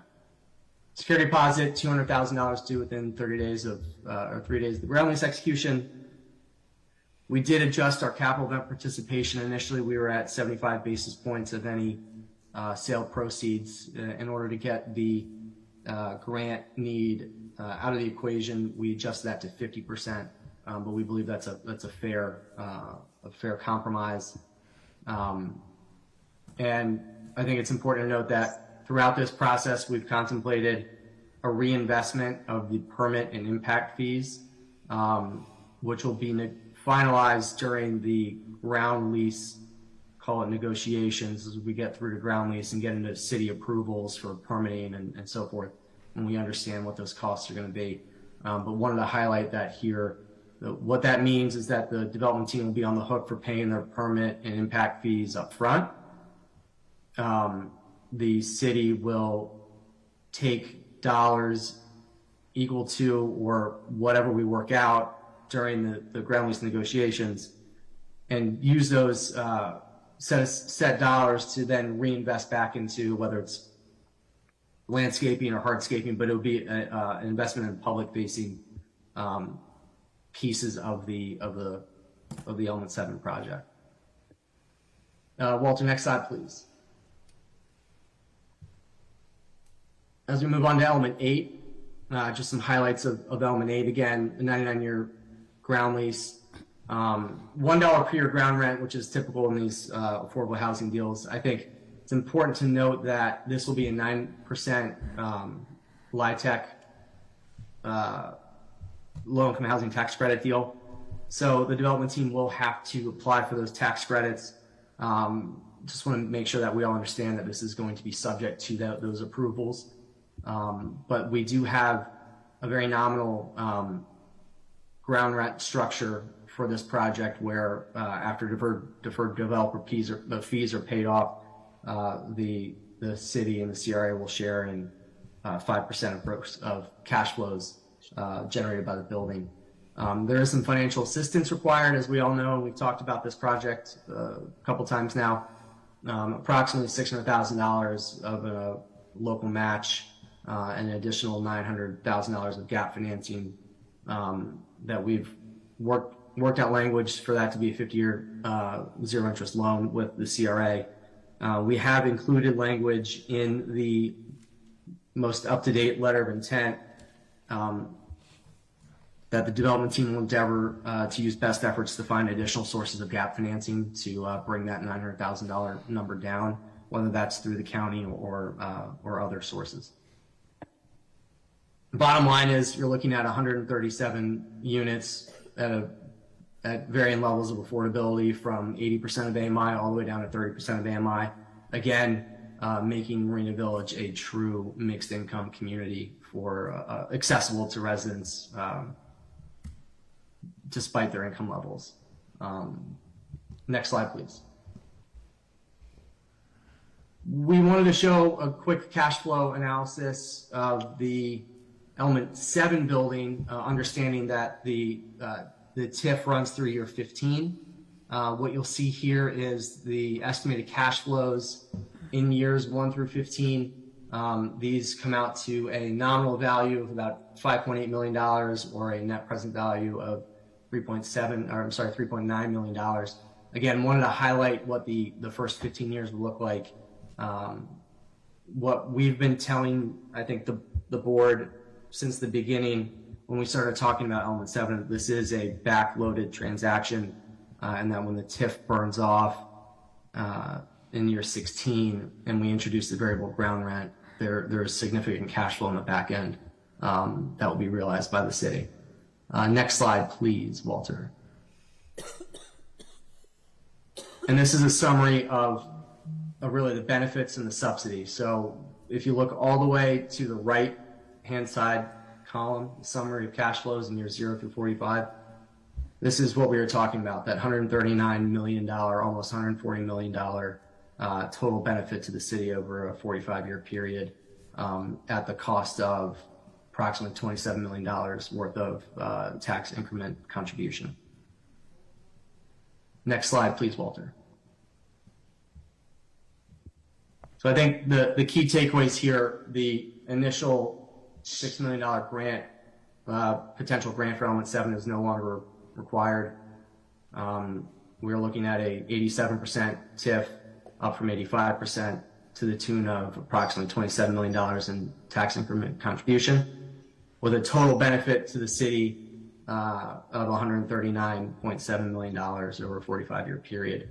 I think it's important to note too that in years 16 through 45, that's when the bulk of the meat, so to speak, comes to the city. In that we're looking at 133 million of that 139 million coming back to the city. As far as Element 8, again, 137 units set aside as affordable, with some impact to the city in the need of local match and grant money. Again, we've worked out language in the letter of intent. The development team is going to look for other alternate sources of grant financing, county and others. And Walter, next slide. Ultimately, our recommendation, and we have this in our memo as well, is that we believe now that the grant need has been eliminated from Element 7 based on the total cash flow analysis and benefit to the city over the life cycle of the building. We believe that this is a very good opportunity for the city of Riviera Beach to bring market rate housing to the Marina Village project, bring 137 units of affordable housing to Marina Village, making it a true mixed income project. And again, the 139 million of benefit to the city from Element 7 over a 45-year period, I think is pretty significant. So our recommendation is to move forward with both Element 7 and 8. And we look forward to working with the development team to move from the letter of intent stage to ground leases. Thank you very much for your time, and I'm open to questions. All right, any questions or comments from Madam Chair. JL, for JNL? Madam Chair. Yes, thank you. Did you say something? Just a quick question about the affordable housing. Is there a guarantee that those units will remain affordable for the future? I mean, what will prevent, will there be something that will prevent them from becoming market rate? The terms of the time limit will be subject to the low-income housing tax credit process. So actually, Ms. Jenkins, if she's there, could probably speak to this better than I can, but I believe it's a 35-year period where they'll be subject to maintaining an affordable level. But we will get into the details of that again as we go through the ground lease. Okay, thank you. Mr. Lawson? It's actually 50. This is Tony Del Pozo. Thanks, Tony. Yeah, it'll be 50 years with a 9% tax credit deal. Who is that talking? Who is that? Tony Del Pozo from the Related Urban Group. Okay, so what did he say? Madam Chair. Go ahead, Mr. He said based on the tax credit program that it has to remain an affordable project for 50 years. Okay. And that was Tony with the Related Urban Group, their group that focuses exclusively on workforce and affordable products. Okay. Mr. Lawson? Thank you, Madam Chair. Nick, quick question. The revenue-based, the 50% rental revenue share, is that going to be based on the gross or the net revenue with the element, I believe, 7? So to be specific, it's based on the rental specific income for the multifamily. So it's the gross, or we've set the threshold at a per square foot rental achievement. So if the building just to use round numbers, if the threshold is $3 a square foot and the building is achieving $3.10 a foot in that year, and this will be escalated. There's mechanics behind it. There are escalations, but just to use that example, the CRA and the city would essentially share 5 cents per square foot of that 10-cent delta. That's what the performance thresholds are. Yes, sir. Okay.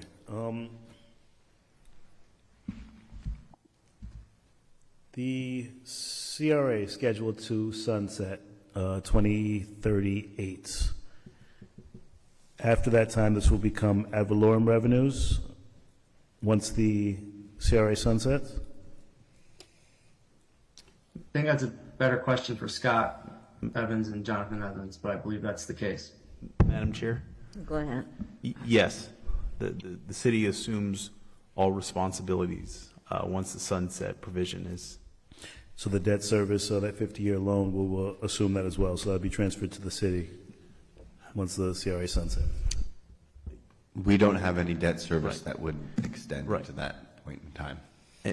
Well, I mean, if we approve this, there's a 50-year loan that we would be collecting on from the from item elements 8, I believe. So at that time, I guess it would transfer to the city? Or how does that work?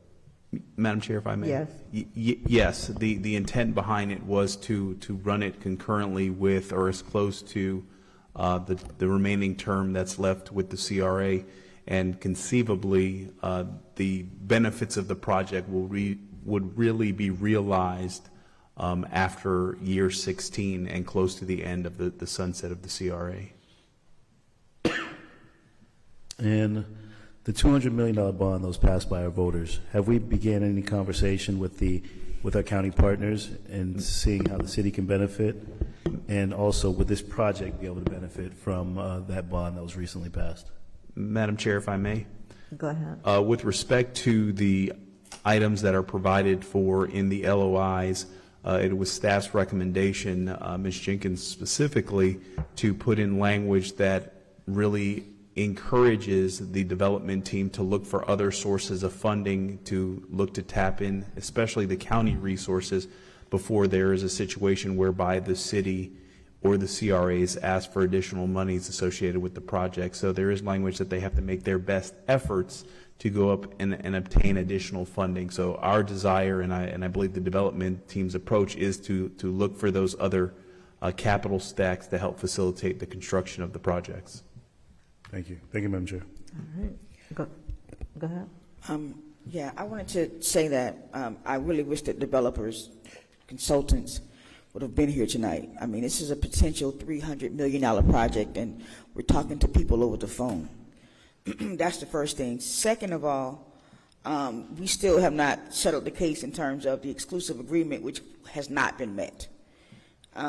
Also, I think the developer mentioned that we at some point turn over our uplands when we haven't even got this project off the ground. This has been 5-6 years going on and nothing has happened. Now, we are sitting here paying consultants, and I thought about it.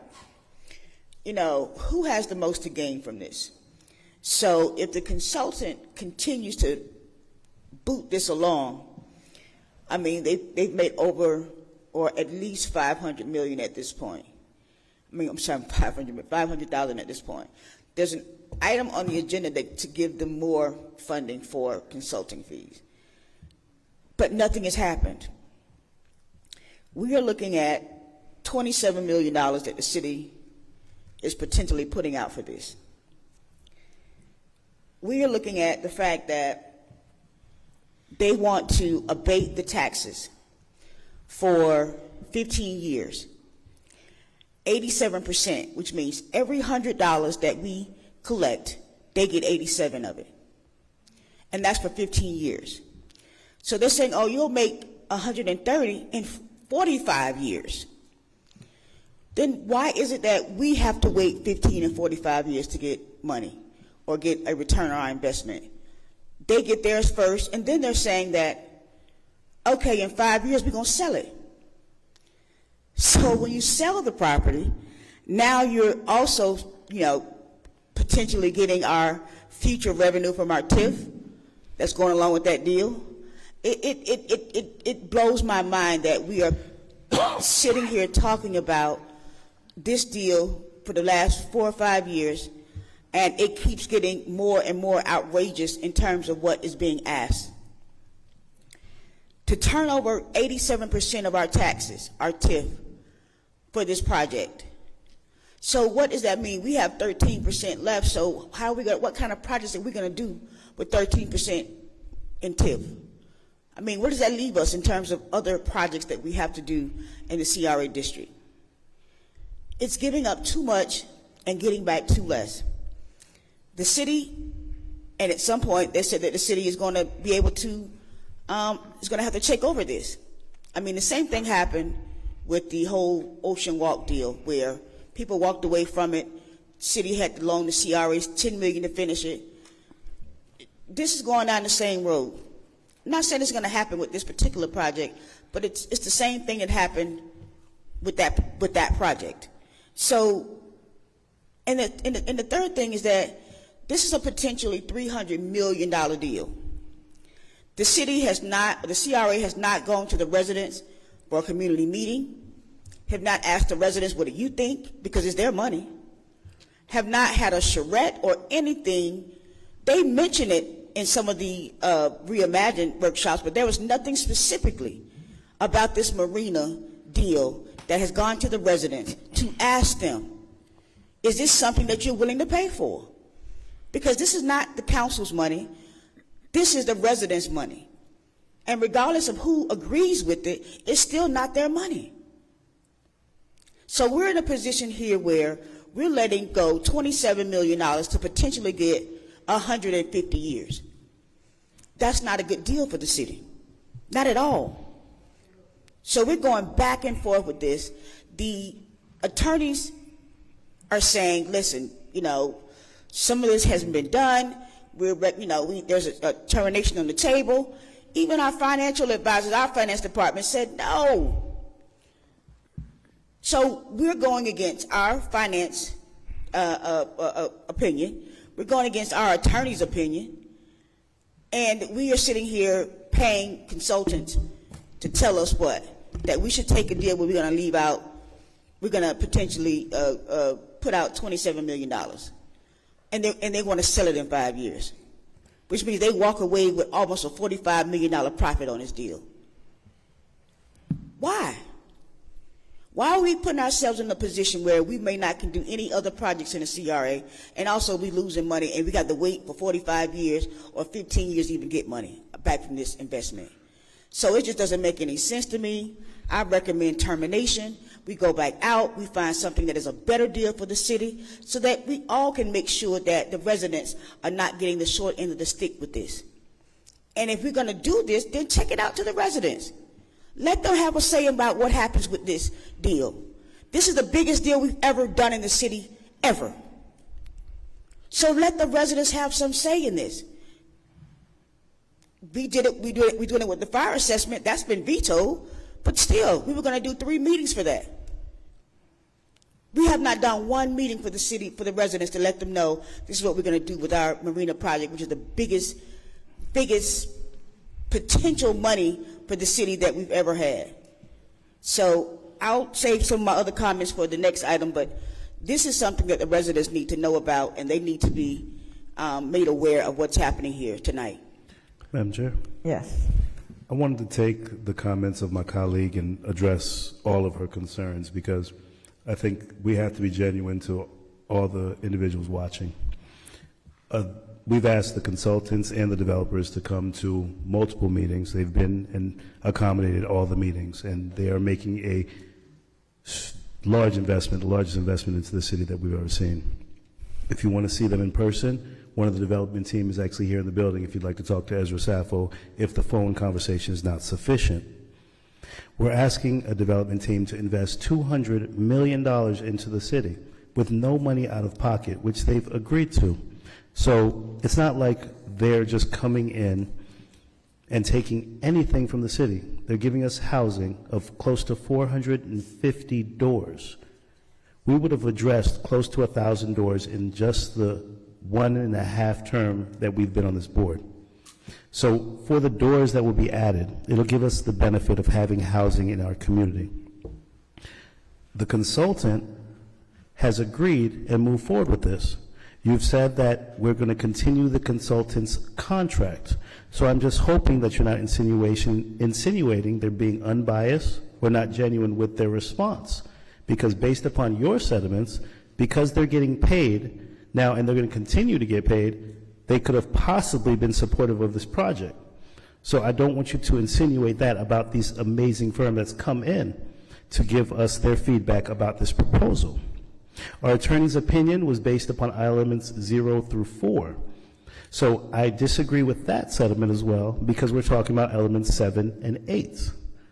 If we're going to move forward based upon being an investment into this community and get a return on our investment and adding 450 doors to our community, I'm sorry, close to 550 doors to our community, increasing the revenue for our city with bringing in additional dollars by residents, giving housing, and continuing to develop this project. My colleague has been against this project from day one. I do understand that your sentiments may be biased to the project because you do not want to see this project move forward. And I understand that you may disagree with some of the actions that's taken place and the time frame. But I'm very excited tonight that we have an item on the table to move forward with development of our Marina Phase 2, partnering with TESRO, the ADP Group, Ron Irons, Tony Brown, Ezra Sappho, and the Related Group, because they're putting $200 million into a community that one of them is homegrown, and the others have not seen this kind of development ever. So I do not want to badmine or bad talk any of the people that are coming to this table that's putting this amount of money into our community, because I'm very appreciative that they're investing these dollars. And as a businessman, I see this as a great deal for the city. And I am one of the hardest negotiators out there. Even with our city manager, CRA director, while I love the work he's done, I'm not just going to give the farm away. And he's continuing to prove his worth every day.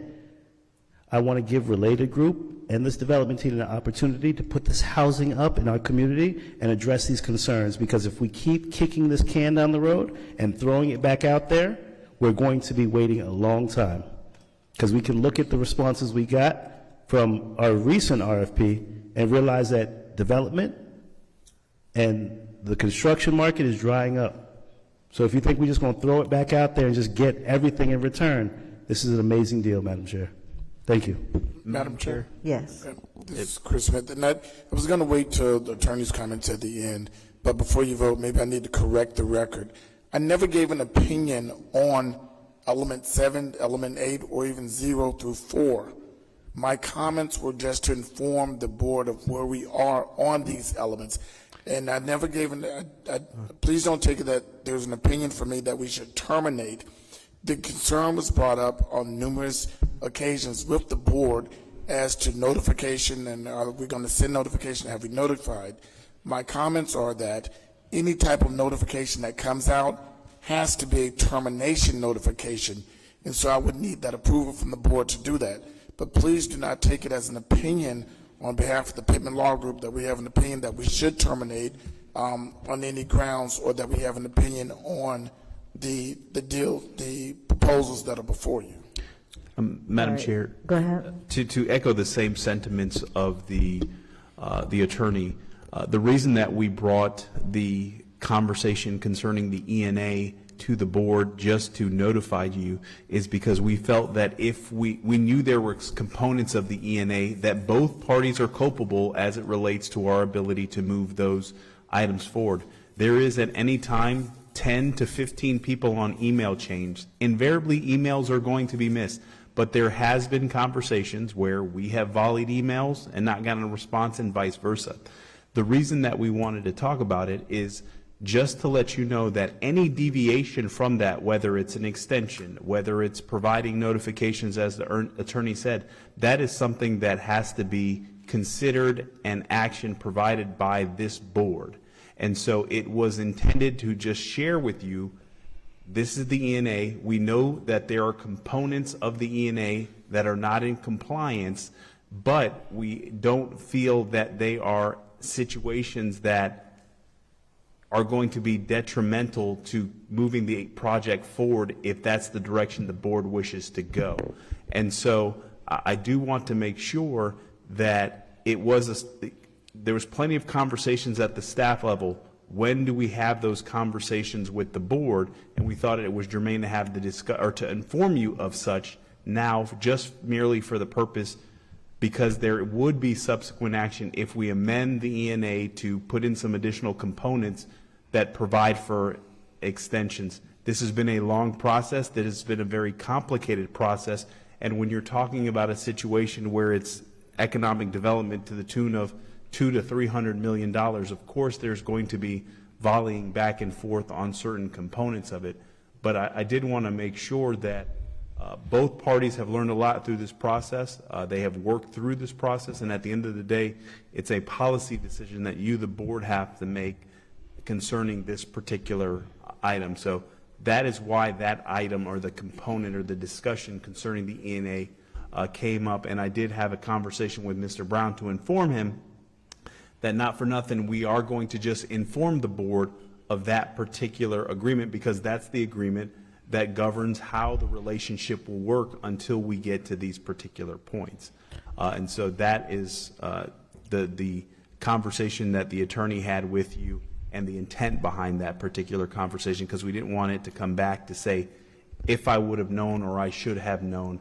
You know, and you have all the information to make what you believe to be is an informed decision and best decision for the CRA in the city. Madam Chair, Yes. just wanted to purify the record, and because I was echoing the sentiments of Commissioner Lanier in regards to our attorney, I didn't mean to insinuate that there was an opinion given. I was just regurgitating what was said, and I should never do that. So I apologize to our city attorney, because you were just stating the facts as to information.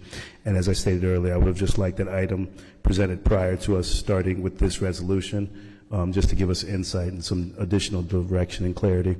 But again, thank you to our city manager and our city and our CRA attorney. Madam Chair, Yes. I have a question for JLL.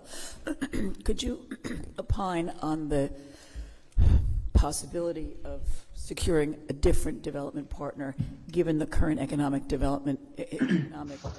environment in the country, with regard to construction costs going up and other projects potentially being shelved? Is it going to be difficult or easy if we were to, say, vote this down tonight and put it out again? How hard would it be to find another development partner?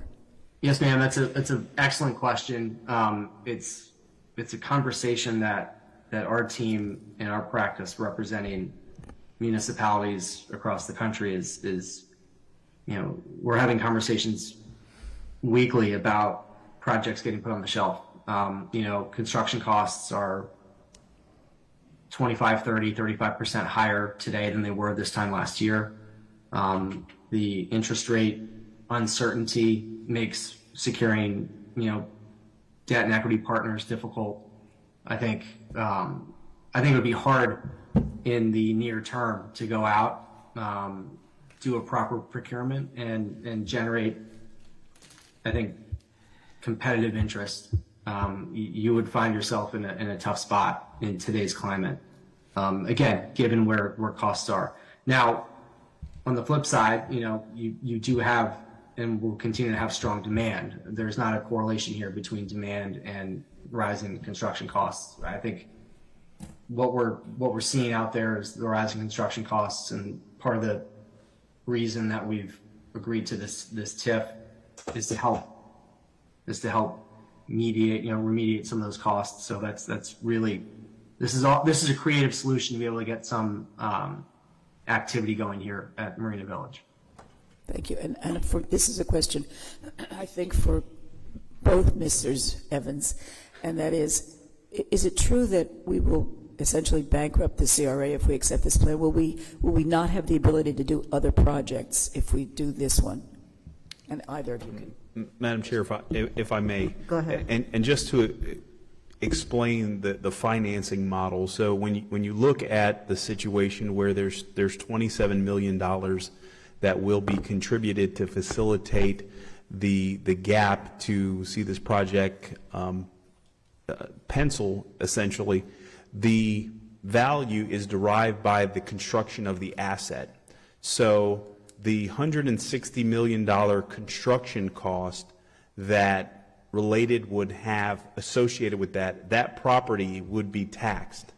And the money that's generated from that asset so the money that they have to remit to the city is a situation where that money is being reinvested back into the particular project. So it's not a situation where it's going to conceivably adversely impact the entire district, because with such a large investment, you're going to see values go up in the particular area, so your TIF is going to increase. The other components associated with the development, and if we're just looking at 7A, obviously you have a situation where parking garages and other elements, there are opportunities, depending on what those arrangements look like, to generate revenue associated with the traffic that is happening in that particular area.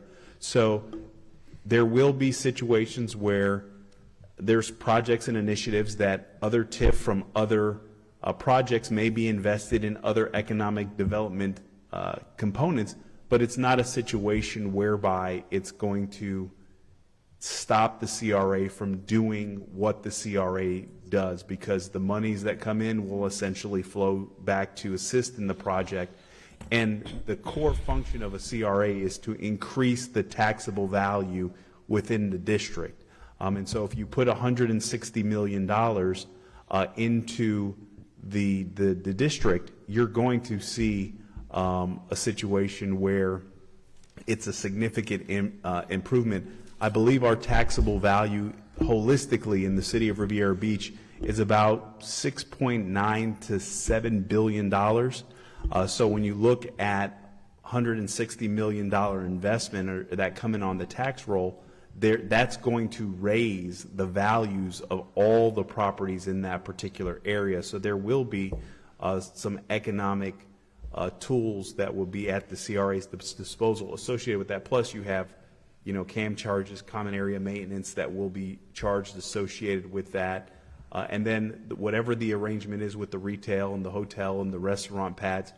So there is situations where additional revenues can be brought in, and there is a revenue sharing component. So if the building does perform exceptionally well, there is a situation whereby monies are turned back. And Scott or JLL, I don't know if you wanted to add any additional commentary to my remarks.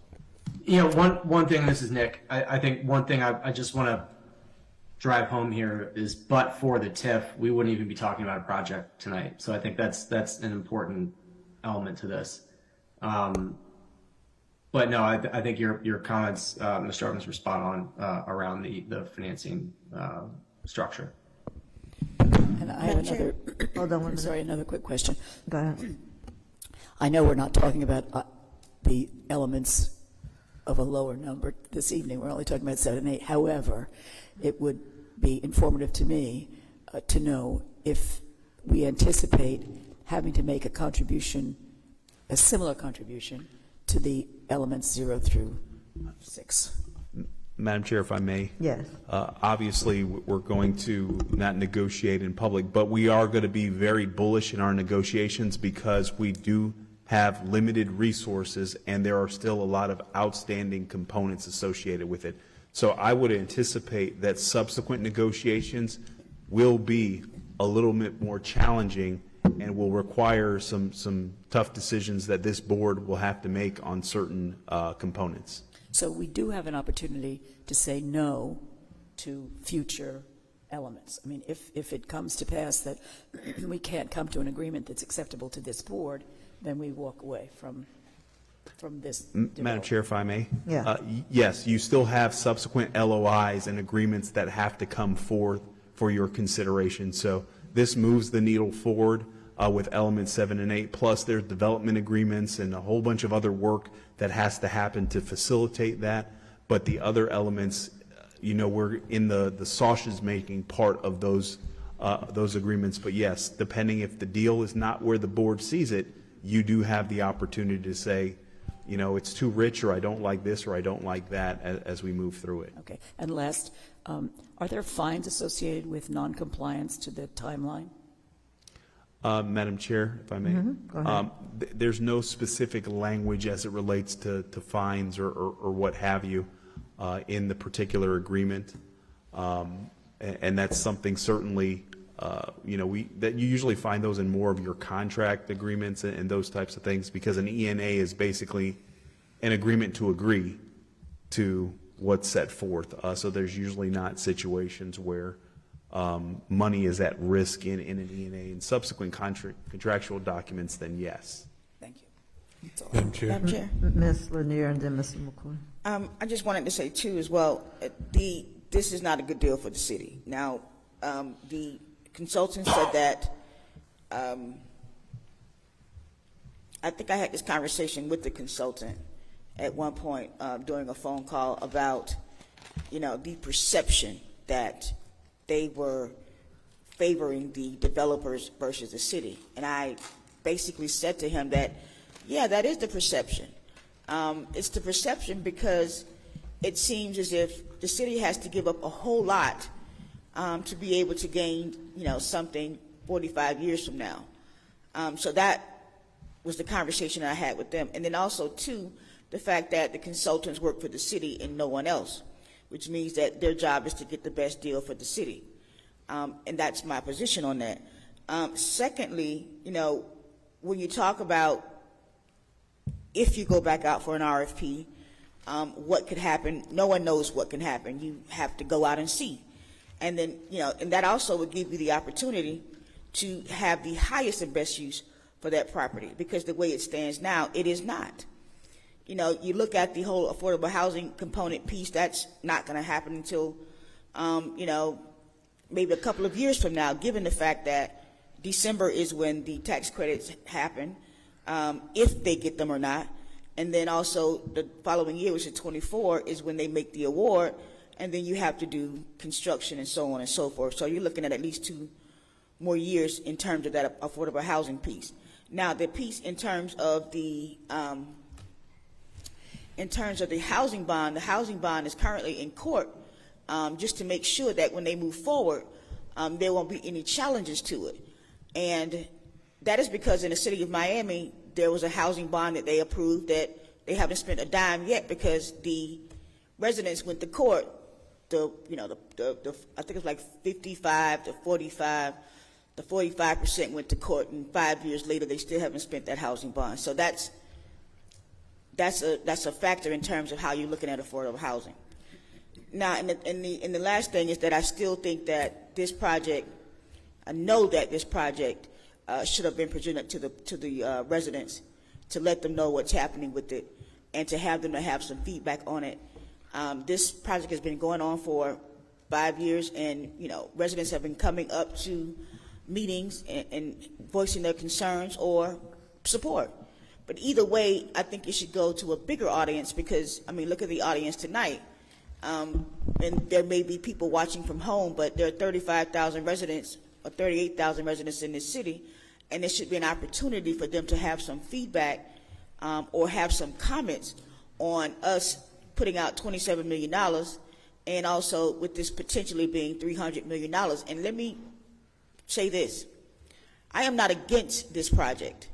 I'm not against any developer. I am against the city not getting the best deal and having it for the highest and best use of where it is. I've said this numerous times, I want development at the Marina. I certainly want it, but not in this form. This is not a good deal for the city. And people can say what they want to say, and I say what I want to say, that I don't think this is a good deal for the city because we're giving up too much. What happens is that we have a situation where the residents find out, especially like the Ocean Mall deal. I didn't know that happened. I didn't know that we had to go and give the CRA $10 million till I became a council person. So a lot of times residents don't know what's happening, and I think that given that this is such a huge deal, that they should be given the opportunity to have some type of community charrette or community meeting to be able to have that conversation with them about what is happening with this deal. Mr. McCoy? Thank you. Nick Finelli for JLL, a couple questions for you. On your presentation, speaking specifically in terms of what I heard the Vice Chair just mentioned, this suggestion of $27 million, that's not cash flow, is it? Because You're absolutely right. It's not cash. It's a tax increment contribution. So it's okay. So let's just kind of think of this for a second. So, Mr. Scott Evans, what are we currently generating as far as revenue on those two parcels on element 7 and element 8, as far as TIF or any tax revenue? I don't know the exact amount. I think it'd be taxes, zero. but It's absolutely much zero. less. It's zero. We own those properties. We've not ever received anything as far as tax revenue on those properties. So to make this suggestion, and I think, seriously, we're dealing with lay individuals on the board. So let's make sure that we break this down to the most fundamental terms, Mr. Scott Evans and Mr. Jonathan Evans, and also Nick. When you have on here sum of cash flows, it almost makes it seem as if this affects our cash flows when it actually does not. We're not giving up $27 million. In fact, we don't even realize $27 million simply because there's no development on it. Potentially, all this is if this was a piece of property that the CRA had developed and invested $100 or $200 million in, and they got this project up, the revenues, the tax revenues that would be generated off of it over that time period, based on that 87%, will equal that amount. But certainly this is not actual cash flows that's going inside of our, or coming from our city budget. Is that correct, Mr. Scott Evans and Mr. Nick? Yes, that's correct. So the project generates this income, and then we give a portion of that 87% in this case back to them. So, but it's creating that cash flow. And I believe I heard Mr. Finelli mention that that was the trade-off. Mr. Finelli? That's right. I mean, when you look at it in totality, the benefit comes in the form of your tax revenue during the 15-year period, and then when the TIF burns off in year 16, and we're showing it over a 45-year period of the $139.7 million benefit. So can you describe what the net present value of $33 million represents? Because if we're going to potentially forego $27 million, in fact, we're foregoing something that we don't even have or never even obtained, what does the $33 million represent? The $33 million is in today's dollars. So that's on a discounted cash flow, looking at what is the value of the 139 today if you were to make an investment today, and that's what we're trying to boil it down to. So I hope that answers the question. Okay, I just wanted to make sure that we were clear that we didn't actually give up $27 million, because that, when it's stated like that, and also mentioned that in terms of sum of cash flows, it almost suggests that we some kind of way are taking this out of our budget, which I believe is completely over exaggeration and a mischaracterization of the actual facts. There's no $27 million being expended. And Commissioner McCoy, if I may, just to clarify, I believe you're referencing slide 9. You're referencing slide 9 in our presentation. Yes. What we were trying to show there was the breakout of the benefits and then the subsidy. So the 27 doesn't come from. Well, let me take that back. The 139 is the total net cash flow, which includes the abated. So you are getting tax revenue, like we talked about in years 1 through 15, and when you add that up with the balance of the 45-year term in year 16 through 45, that's how we derive the 139. but you're right. It's not a, there's no subtraction there of the 27 from the 39. Okay, thank you. Mr. Scott Evans, we discussed this in November, and this is more or less a question or a statement to the timeline. You know, I think the chair was pretty adamant that she wanted to see this back no later than December 7th when we convened, but we didn't make that meeting, and here it is now 2 months. That was November 14th, we had the CRA meeting, and we actually were over in the Ambassador's Center. I mean, it takes 2 months for us to reconvene. I mean, much of this time, I think the major issue was resolved that night on the November 14th meeting with the developer saying that they can fill that $6 million gap. But why does it take 2 months for us to get back here, Mr. Scott Evans? Were there other elements that had to be negotiated? Because really, when we left, that was the only thing. And looking at it now, there's really not much change since then. Well, we had a variety of back and forth on the terms. I think and there's a few terms that changed. We changed the amount of dollars that the CRA would receive if the project is sold. We changed the tax benefit from 85 to 87% to be rebated. We introduced a new revenue sharing term.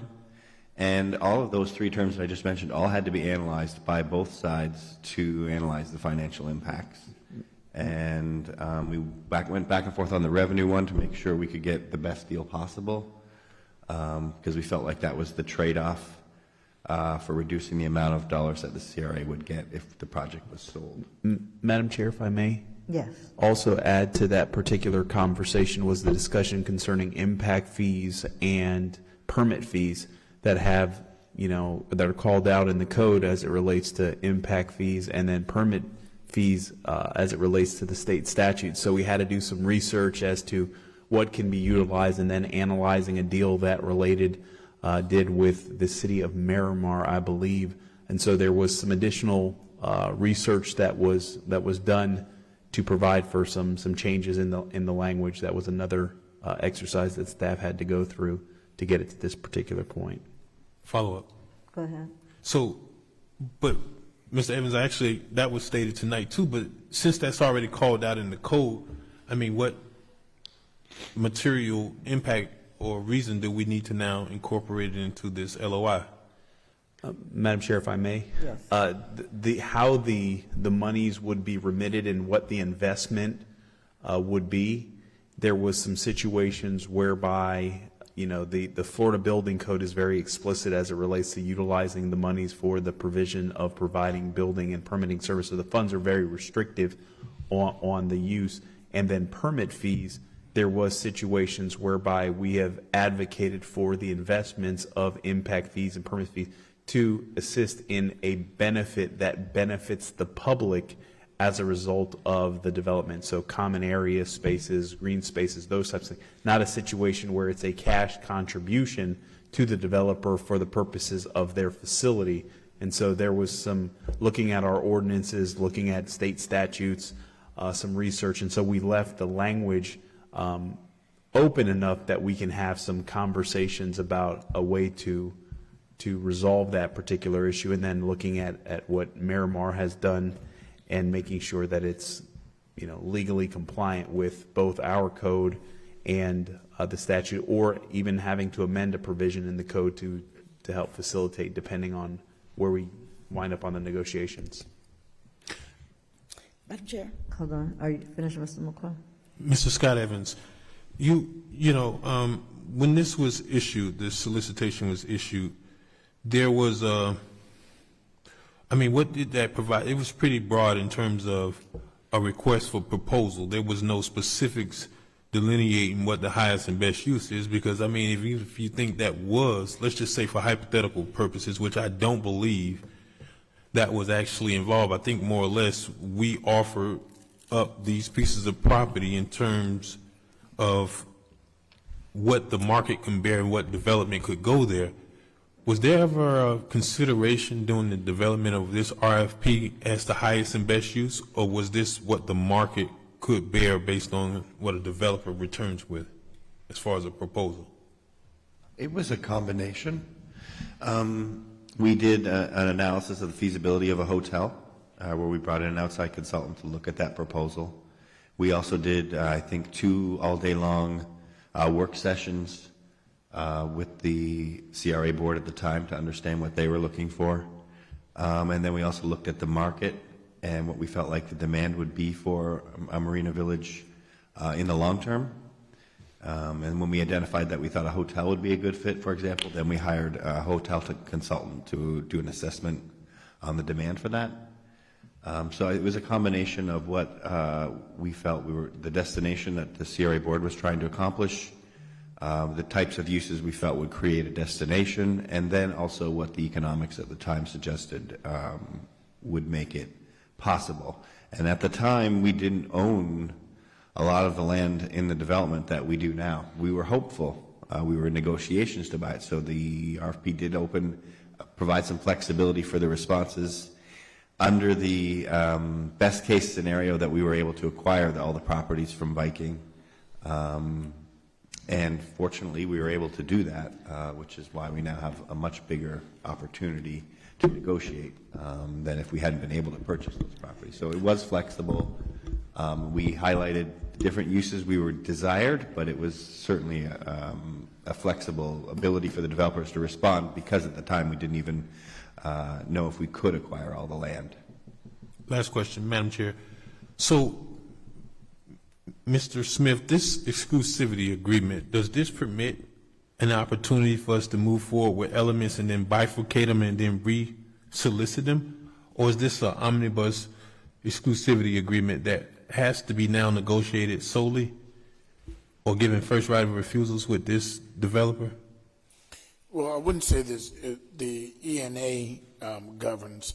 What happened, and I guess part of the bigger discussion is when you did the original RFP and the parties came in, and when this, well, not this particular board, but the board at the time placed the kind of a forced marriage of developers, and they split up the different aspects of the RFP and the whole development. Where we stand now is if those other elements are not completed by a portion of... That's not what I'm asking, Mr. Smith. So let me stop you right there. Yeah. Do we have the discretion to break apart elements 1 through 6 right now to then re-solicit them? Yes. How so if it's an exclusive negotiation agreement? We can't just arbitrarily decide, can we? Sir, that's what I was getting to when you stopped. Well, I don't want to speak to what happened in the past. I want to speak to just what the exclusivity agreement provides for. The exclusivity agreement does not govern that. Right, but it lays out the various elements and then provides timelines as to when they can get done. That would be not operating in good faith, correct? The exclusivity agreement does not govern what you're getting at. What you're discussing would be a discussion of the RFP, which I was trying to answer for you. The exclusive negotiation agreement would not govern whether you can break out those parts and bring in another partner or so. That's the RFP, and that's what I'm trying to tell you. That would be the governing of what you are asking, not the exclusivity agreement. Exclusivity negotiating agreement set out different timelines for us to do certain elements. That would not govern exactly how you break apart. Now, if you want to leave that negotiation... I don't want that. I just wanted to make sure I understand what exclusive negotiation agreement meant, because there's obviously something else that appears to be emanating, that there's other or potentially other negotiations going on, and I just want to make sure, like, are we operating in good faith here, or is this just an exercise in futility that potentially we're going to talk about 2 elements and then, you know, there's perhaps commissioners or even, I don't want to say that, but I really don't want to believe it, but obviously there may be some other alternative negotiation going on. I'm confused as to what other negotiations that you could be... That's exactly what I was. I was confused as to how can we be entertaining other negotiations if this is what bounds us, this exclusive negotiation agreement. So we are only negotiating with those that are in this exclusive negotiation agreement. That's- Those are the only people we're talking to. That's the only negotiations that's going on right now. Thank you, Mr. Smith. Madam Chair? Go ahead. Let me be clear about this again. I still say that this should have been presented to the residents for feedback. And when you talk about the 27 million is not cash, it is it's potential revenue. You know, it's potential revenue, and if we don't get it, I still say it's a bad deal. Now, if you have nothing, the way that it stands now, that means that when something gets on there and the developer makes money, the CRA is supposed to make money too. That's how it's supposed to work. But the way it is that this 87% abatement cheats us out of that. So now you have a situation where we're abating this for 15 years and we see something on the back end. Potential revenue is potential money, which means that we could be making money off of it, but we won't until for 15 years. And now, mind you, within those 15 years, they're saying they're going to sell it in 5 years. So does that money go with the developer who originally did it, or does that money go with the people who buy the property or buy the project? I'm not sure on that piece. You know, the main purpose of the CRA is TIF. We give up the TIF, which means that we're losing. Now, you keep throwing around these 15 and 45 years, and that's the way that this stands. 15 years abatement, 45 years for potential revenue. If you're looking at this project being a destination, then the housing, it should be more than just housing in terms of the highest and best use, because housing is not a destination. So, I mean, especially affordable and workforce housing. But I just really want to say that whatever profits that are going to be made, the city or the CRA should be getting those profits as well, and that if we're not getting them, then it's considered to be a loss. But I will reiterate the fact that I do want development to happen at this property, at this marina, and I do want the city to get the best deal possible for this development. And I also say again that the residents should be a part of that decision. Madam Chair. Mr. Lawson and then Mayor. Thank you. The main purpose of the CRA is a dependent district established by a city government for purpose of carrying out redevelopment activities that include reducing or eliminating blight, improving the economic health of an area, encouraging public and private investments in the CRA. That is our main purpose. That is what this project is doing. It is going to spur development in our downtown corridor that we've been discussing. It's going to give an opportunity for houses that are CDC and CRA are developing a block away to have increased value from day one, and have those homeowners take on the opportunity and equity of a $200 million investment by these amazing firms. Our residents have been begging for a downtown corridor, and this actually activates and shows the city is ready to be open for business. So I believe, colleagues, if we can move forward with this project tonight, this shows a great sign to the development community that we are serious about developing. So if you want to see something happen, let's not kick the can down the road any further and show the development community that we're going to address the concerns that they have plagued Riviera Beach for so long that we can't get things done. We can get this done, and we will get this done and get it developed. So if we can move forward, colleagues, I would love for us to vote in the affirmative of this project. Mr. Mayor. Yes, thanks, Madam Chair, and I just agree with my colleagues. One thing about it is I don't think no developer is going to come in here and give up $200 million and not expect anything back. I thank you, Councilman McCord, for really clarifying that we're not giving up $27 million up front. This development has been here for the past 4 or 5 years. I think we need to move forward. I think the development team has asked if we're on element 7 and 8, which the chair asked about the $6 million that Related said that they were going to eat. Piggybacking on my colleague, which brought up the veto, and I certainly agree with her that certain things should be going out to the community, but not passed before it do go to the community. That was the issue for the veto, because I support the firefighters 100%, but I'm voted by the residents. And so, you know, I think this project has been going on long enough that the residents know what it's about. I think we have to put it away personal and say what's best for the city. We can't pick and choose what's best for the city when it fits our agenda. So if they're asking, if the chair asks for them to come back with a plan for element 7 and 8, they've done it. I think we should go ahead and go to the next stage. Thank you. All right, so if we don't have any further comments, we can go to take the vote. Madam Chair, you We have don't have any public comment for this item. Yes, Mr. Evans.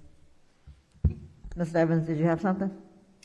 public comment. She told me we didn't have anything for 7C. Not for 7C, just general public comment cards. No, we're not there yet. We're going to vote sorry. first, and then we'll go to public We comment. don't have anything for 7C. Okay. That's too late. She just put it. She just put this card in. Well, no, not if it was just submitted. We cut that off about an hour ago before we started this item. Did she say public comment card is not cool? Yeah, she said it. Yes, she did. Yeah.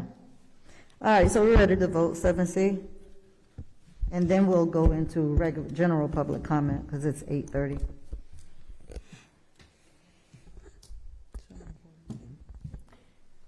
Commissioner McCoy, Yes. Commissioner Botel, Yes. Commissioner Lawson, Yes. Chair Pro Temp Lanier, No. Chair Miller Anderson. Yes. Motion carries with Chair Pro Temp Lanier dissenting. All right, so we're going to go into general public comments. Please be reminded the CRA Board of Commissioners has adopted rules of decorum governing public conduct during official meetings, which has been posted at the front desk. In an effort to preserve order, if any of the rules are not adhered to, the Commissioner Chair may have any disruptive speaker or attendee removed from the podium, from the meeting, and/or the building if necessary. Please govern yourselves accordingly. Margaret Shepard, You- followed by Madeline Irving. Did you announce that public comment is now closed? I apologize. Thank you. The acceptance of public comment cards are now closed. We have 3 general public comment cards.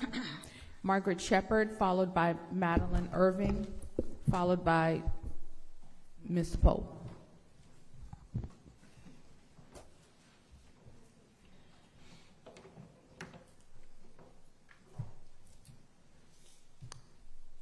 Margaret Shepard, Riviera Beach. Well, I won't comment on the project. It's been a long time, so I'm going to leave it there. Margaret Shepard, Riviera Beach. To the mayor, so glad to see you here, Mayor. And I want to publicly thank you, young man, for showing the side that let the public know that you are the mayor of this great city. And your wonderful chief of staff, very nice girl, and I thank her for being very kind to me during their luncheon. So I'm going back to the luncheon. Your constituents are very upset. Out of all the years we've been coming to these functions, we had to pay $10. It was an insult to us. We have never done it. I've been here almost 46 years. Never done it, and they were quite appalled because they work for you. They volunteer for you, and they sat at the tables, and they talked, and they talked. So someone said, well, who ordered this? And somebody said it come from a higher level. So I would like to know who was a higher level, who made that decision. Because your seniors, you're taxing them with everything. It is not really about the $10. It's the insult that we have given you our time, and we have made sure certain projects are moving. During the election, we are here. If you have anything going, we are here. So it was quite an insult to them. I won't talk too much more about that, but I will be coming back talking about something I heard at the 10th Street Garden. They were talking about our master gardener. So I'm going to come back and talk about that, but I'm very, very upset about it. I want you all to know that we have good men in this city, and when you do what you do to throw them around like they're like rag muffins, we are insulted. So your seniors are very insulted. They really talked about you all. I mean, we don't know who did what. We have no clue. But I think somebody should have stood up and said, no, I don't think so. It's inappropriate to charge these people $10. Which just never happened, because we always have given up, picking up trash, one of the big, whatever you ask us to do, we did it. I'm getting older, so I wouldn't dare go out, but I've done it. You name it. I've sat on every board you can name. I've been there, and I've given my time and my service. So I just want to let you know that your seniors are very, very upset. Thank you. Thank you. Madeline Irving, followed by Ms. Polk. I think Ms. Irvin is gone. Ms. Polk, you ready?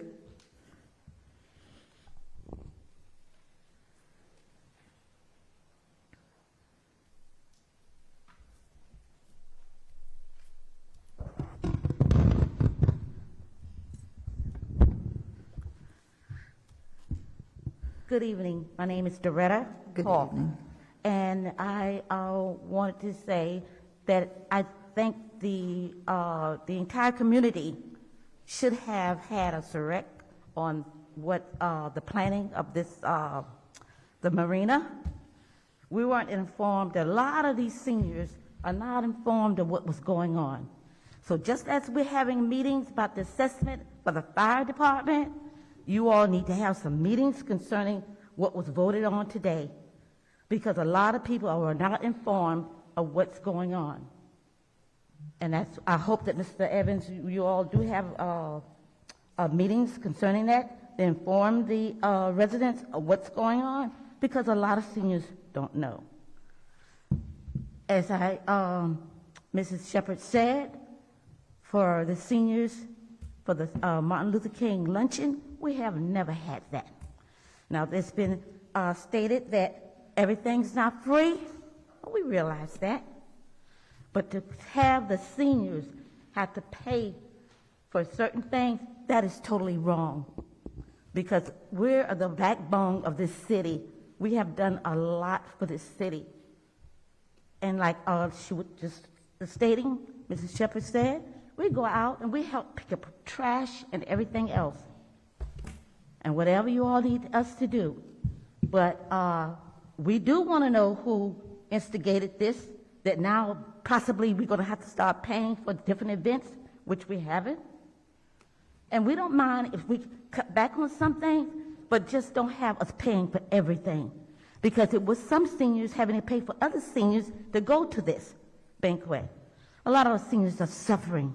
A lot of seniors are taking care of their grandchildren on a normal day after day situations.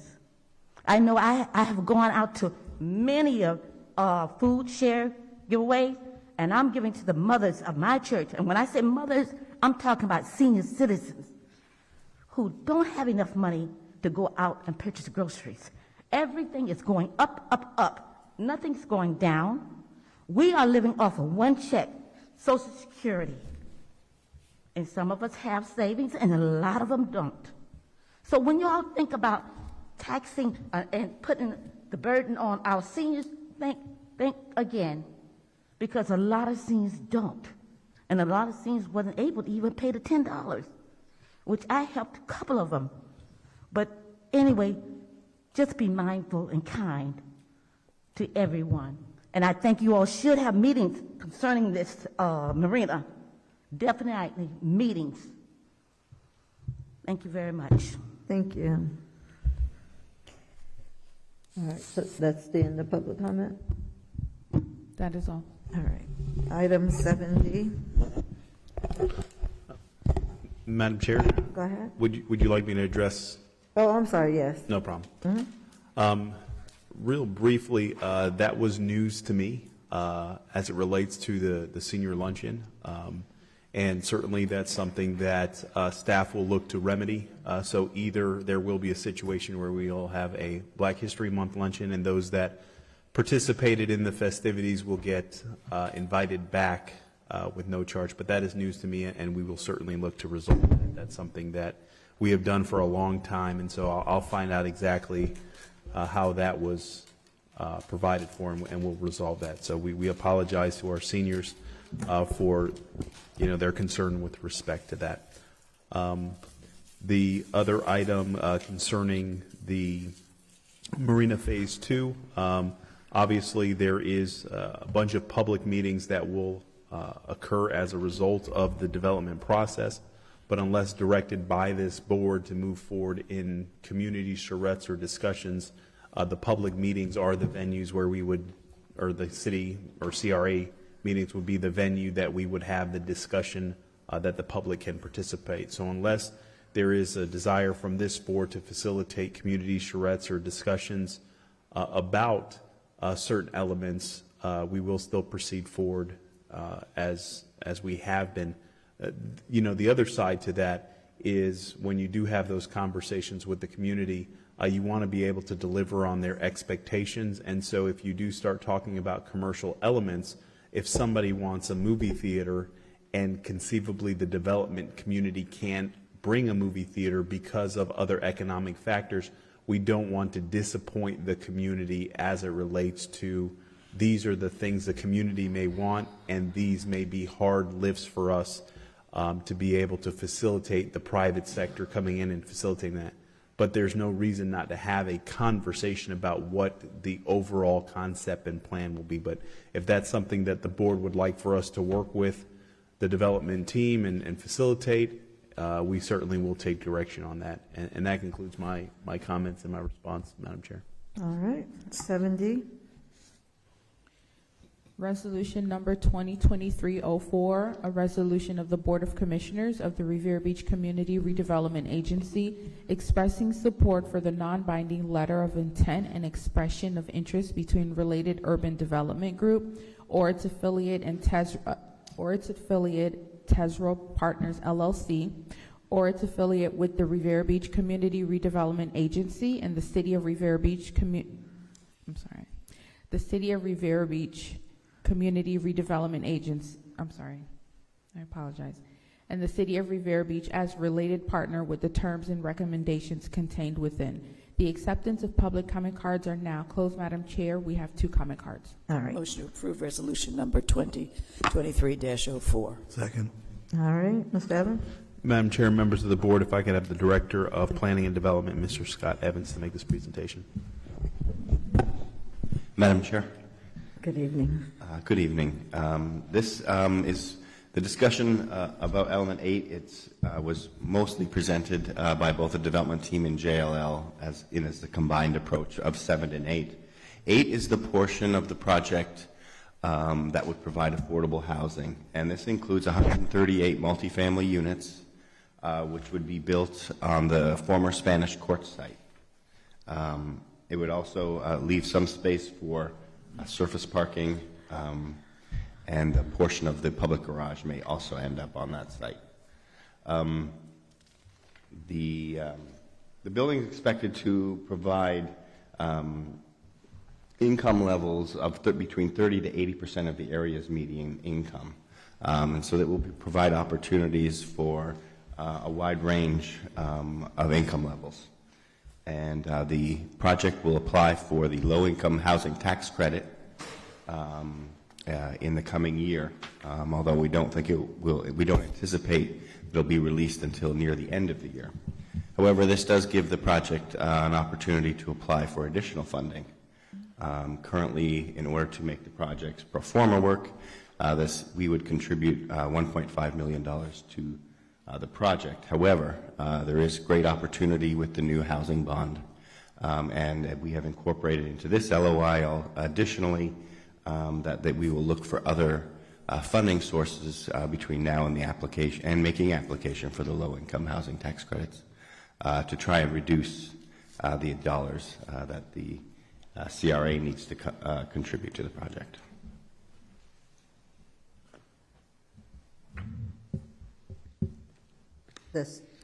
You're done? Yes, that's it. Both the development team and JLL are available for your questions, or if you would like them to represent just the element 8 portion, they kind of went over both previously. Board, I know we went back and forth on this with 7. Do we want to hear anything new, or do you have anything new? We do have 2 public comment cards, but I wanted to go ahead and finish up presentations before we started to talk. So do you want to hear from them regarding element 8? Madam Chair? Yes. I believe they both said that they were going to just present both items, so I think we heard everything from the presentation, so I'd be inclined to just go to a public comment. All right. Dr. Botel? I agree. Ms. Lanier? No, I agree. Mr. McCoy? No, ma'am. Public comment? Delcia Brooks Hamilton, followed by Doretta Polk.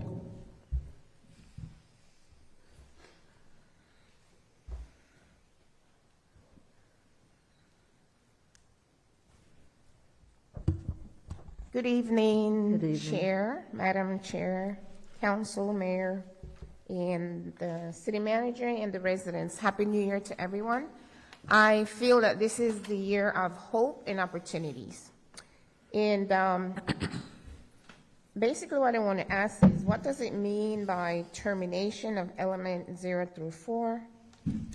I'm ready, and I was told by APD that they will work with my group to build the first minority restaurant-owned waterfront restaurant in the city, and I'm ready to move forward. I have been waiting for the agreement to move forward, and due to element 7 and 8, the process for element 1 through 3 could now go forward, and I'm looking forward to working with APD, and I'm happy to see that Tony Brown and the team can now move forward. I commend him for his persistence and determination, and I'm sure that the community is ready to see our progress. We do need to approach each of the other elements, such as the hotel, separately in different phases. Now, I'm hopeful and I'm thankful, and I can now see some progress, and I can see some headway. Now, I'm not sure whether you know it or not, but women are the leaders in the restaurant industry. In Pangea Grill, my company is in the right place at the right time with the right city. So I want to thank Tony Brown for the opportunity and have selected me as one of the participants for the restaurant row. So now the city can see some progress. They can start now spending their taxpayers' dollar in the city and not in the surrounding cities. So now we can move forward. So I just want to thank everyone for the opportunity that they have given to me, and now I can start the building process. And I'm ready to go. Thank you. Thank you. Doretta Polk.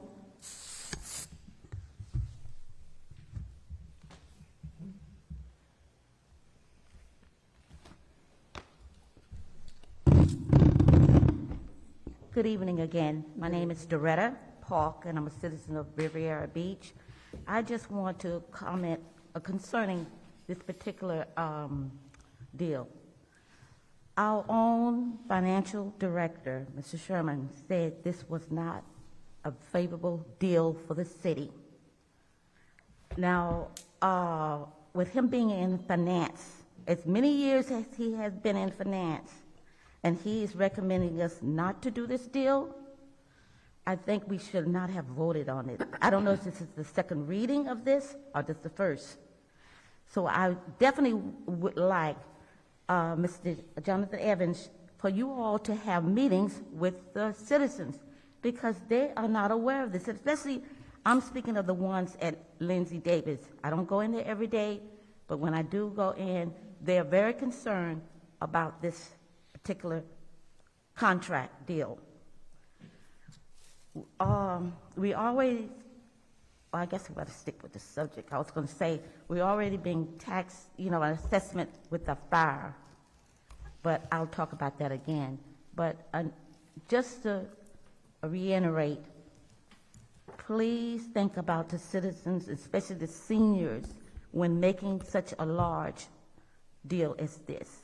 And I want to know, and also they want to know, do we as a city, the citizens paying our taxpayers, are we having to give any financial money to this contract? Any? And I just want to know the dollar amount, because that's what's the concerns of a lot of the citizens at Lindsay Davis. If we have to put any taxpayers' money to this project. So if you can answer that, because they're listening, and they just want a resolution in this, and they want to be heard also, how they feel about this development. And I'm thank you, Mr. Evans, for you're going to reach out and find out what stimulate this paying of $10, and that we won't have to ever do this again, because we know that nothing's free. All things are not free.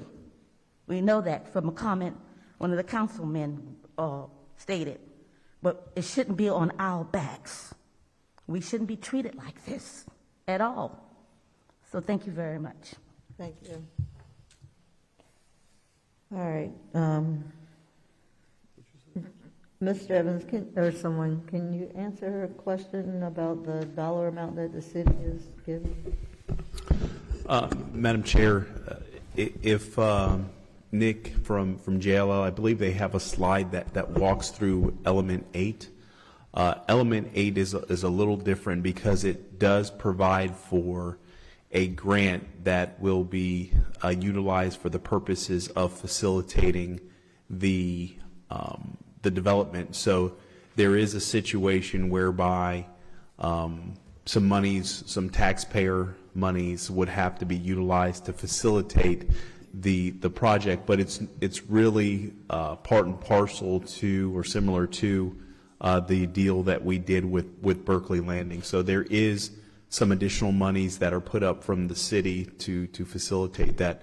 Now, one of the things that I think this particular element, and there's been a lot of discussion at this board level about making sure that the development has inclusivity, especially when you're talking about the market rate tower and then the affordable tower. In the event that this particular element does not proceed, you would have a situation where the market rate product would have rents that would be anywhere from $2,000, $2,500 to $3,000, and you would price out a large segment of the community. And we all know, and most of us executed our right to vote concerning the bond issuance that the county moved forward with, because Palm Beach County is one of the most difficult counties to find housing for your working class, your lower socioeconomic class. And so we didn't want to have a situation whereby we move forward with the redevelopment of the marina and look like we're not hearing what some of the concerns are. And so in order to facilitate any workforce development, there is usually situations where monies are provided. So there is monies that is provided to facilitate this particular project. And I believe, and Scott, if it's up there, the amount, I think the number was close to, $900,000 to facilitate the grant. The financial assistance part. Yeah. So, yeah. This is Nick again. To clarify, it's approximately $600,000 in a local match to go in with the tax credit application, and then an additional $900,000 in grant money. Yeah. So there is some out of pocket that would be expected to help facilitate this particular element. In the deal with Berkeley Landing, There was a situation where we did provide, I think, $695,000 to help facilitate that deal, but they did have to go back to other sources and specifically the county to get additional monies to close the gap associated with that. But this language also requires them to take the best efforts to find additional funding to minimize the grant and the loan that would be provided to help facilitate this particular project. Mr. Brown, I wanted to make sure I do your this particular element justice. Is there any other comments that you have with respect to that? Mr. Brown? Oh, he's off? Okay. You say yes? All right. Nick, is there anything that you wanted to add to this one? No, I think, you know, we've got everything, you know, we've covered everything regarding element 8. I think just to reiterate that the $900,000 gap is structured such that it would be a 50-year loan. I think I misspoke and called it a grant earlier, but it's a 50-year loan. Same with the local match. And just want to reiterate that we did include language in this last iteration of the letter of intent to make sure the development team makes best efforts to find additional sources to shrink that $900,000 number. And also, Nick, I believe there's conceivably 2 bites of the apple that the developer gets. That's right. We've structured this so that the development team gets the opportunity to make 2 applications if they're unsuccessful in their first application for the low-income housing tax credits. All right. All right. Anything from the board? Yes, Madam Chair. Go ahead. I thought that we had a discussion that we were not going to do affordable housing at the Marina. Maybe that has changed as well. The Marina should be a destination, anchor site. To have affordable housing is, I mean, you could put it on the City Hall compound, but to have affordable housing at the Marina is something that is not the highest and best use for that property. Now, mind you, affordable housing is something that we certainly need, and it is not a question of needing it, it is a question of where. And I don't think that that is the highest and best use for affordable housing in this city. We are still looking at monies for this other element that the city has to provide. And when you talk about 2 bites at the apple, you're talking about 4 years exactly. You're talking about the December is when the tax credits applications are in. The 23 is when the announcement will be made in terms of if they get the tax credits. If they don't, they take another bite at the apple in December 2024. So we're in December, we're in January, February 2025 for this particular project. So, I mean, when you talk about, on the board talks about they want to just move this thing along, they really want to just get it going, then how can you put affordable housing and have to wait almost 4 years to be able to know if this is something that the Department of Treasury will give you money for? So it's still this situation where the city is again in a position where we have to wait, we have to pay, and we're always in the position that, you know, whatever happens is that we are on the back end of everything. So this is not a good deal for the city, and I certainly won't be voting for it. Any other questions or comments from the board? All right, Madam Clerk. Commissioner McCoy? Yes. Commissioner Botel? Yes. Commissioner Lawson? Yes. Chair Pro Temp Lanier? No. Chair Miller Anderson? Yes. Motion carries with Chair Pro Temp Lanier dissenting. Item 7.8E. The resolution number 2023-02, a resolution approving a contract amendment to the Jones Lang LaSalle Americas Inc. Professional Service Agreement. The acceptance of public comment cards are now closed. Madam Chair, we have no comment cards. Motion to approve Resolution 2023. Second. Mr. Evans? Madam Chair, members of the board, if I could have the Director of Planning and Development, Mr. Scott Evans, to make this presentation. All right. This request is to extend the professional service agreement for Jones, Lang, and LaSalle for a period of 1 year. Their services are currently to advise, prepare, develop, and manage our public-private partnership agreement for the Marina. And this extension to their professional services agreements would allow them to complete negotiation of development agreements and ground leases for all the elements associated with Phase 2 Marina project, and certainly to advance the business terms for them. The agreement sets forth procedures to help the CRA to analyze the development proposals, associated pro forma. They work on proposed agreement terms, required subsidies, financial analysis of the projects and the project terms. And the following activities are what we planned for in the next 12 months. Negotiation of the key ground lease terms, including presentation to this board to get your feedback. And that's for elements 0 through 4 and 6. They're also going to negotiate the ground leases and present those to the CRA board. This will include elements 7 and 8, which we will try to bring back to you following their approval tonight of the LOIs in an accelerated manner.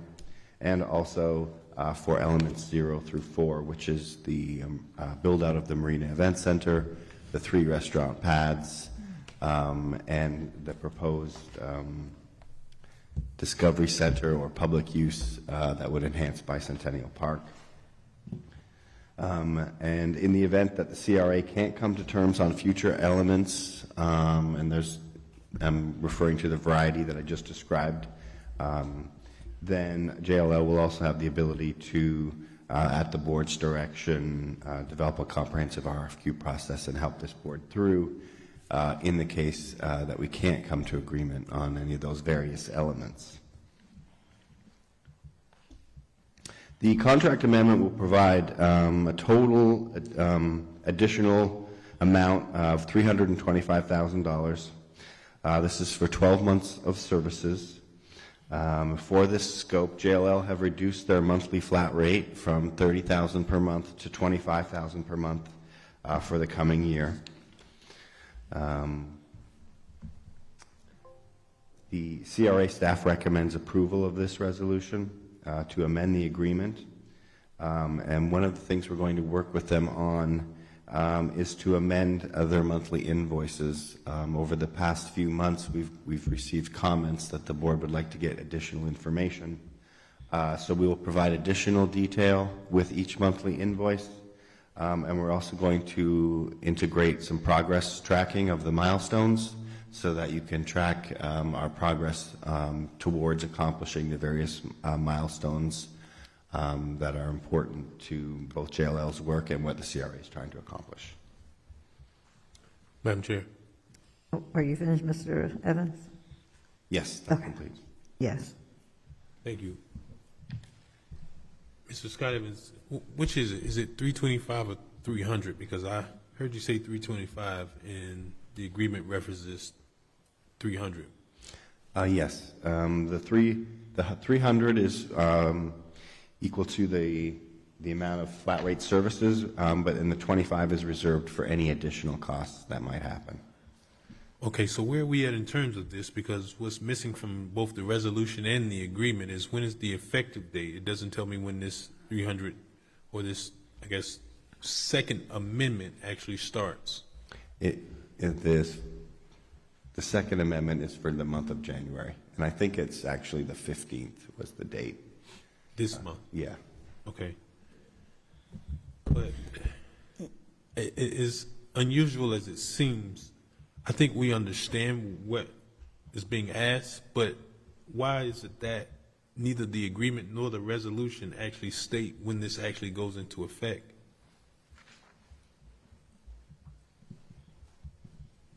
I think in the memo it referenced that it would start from January and end in December, but I guess it was an oversight that it wasn't specifically listed in that resolution. I think just we could probably update that in one or the other.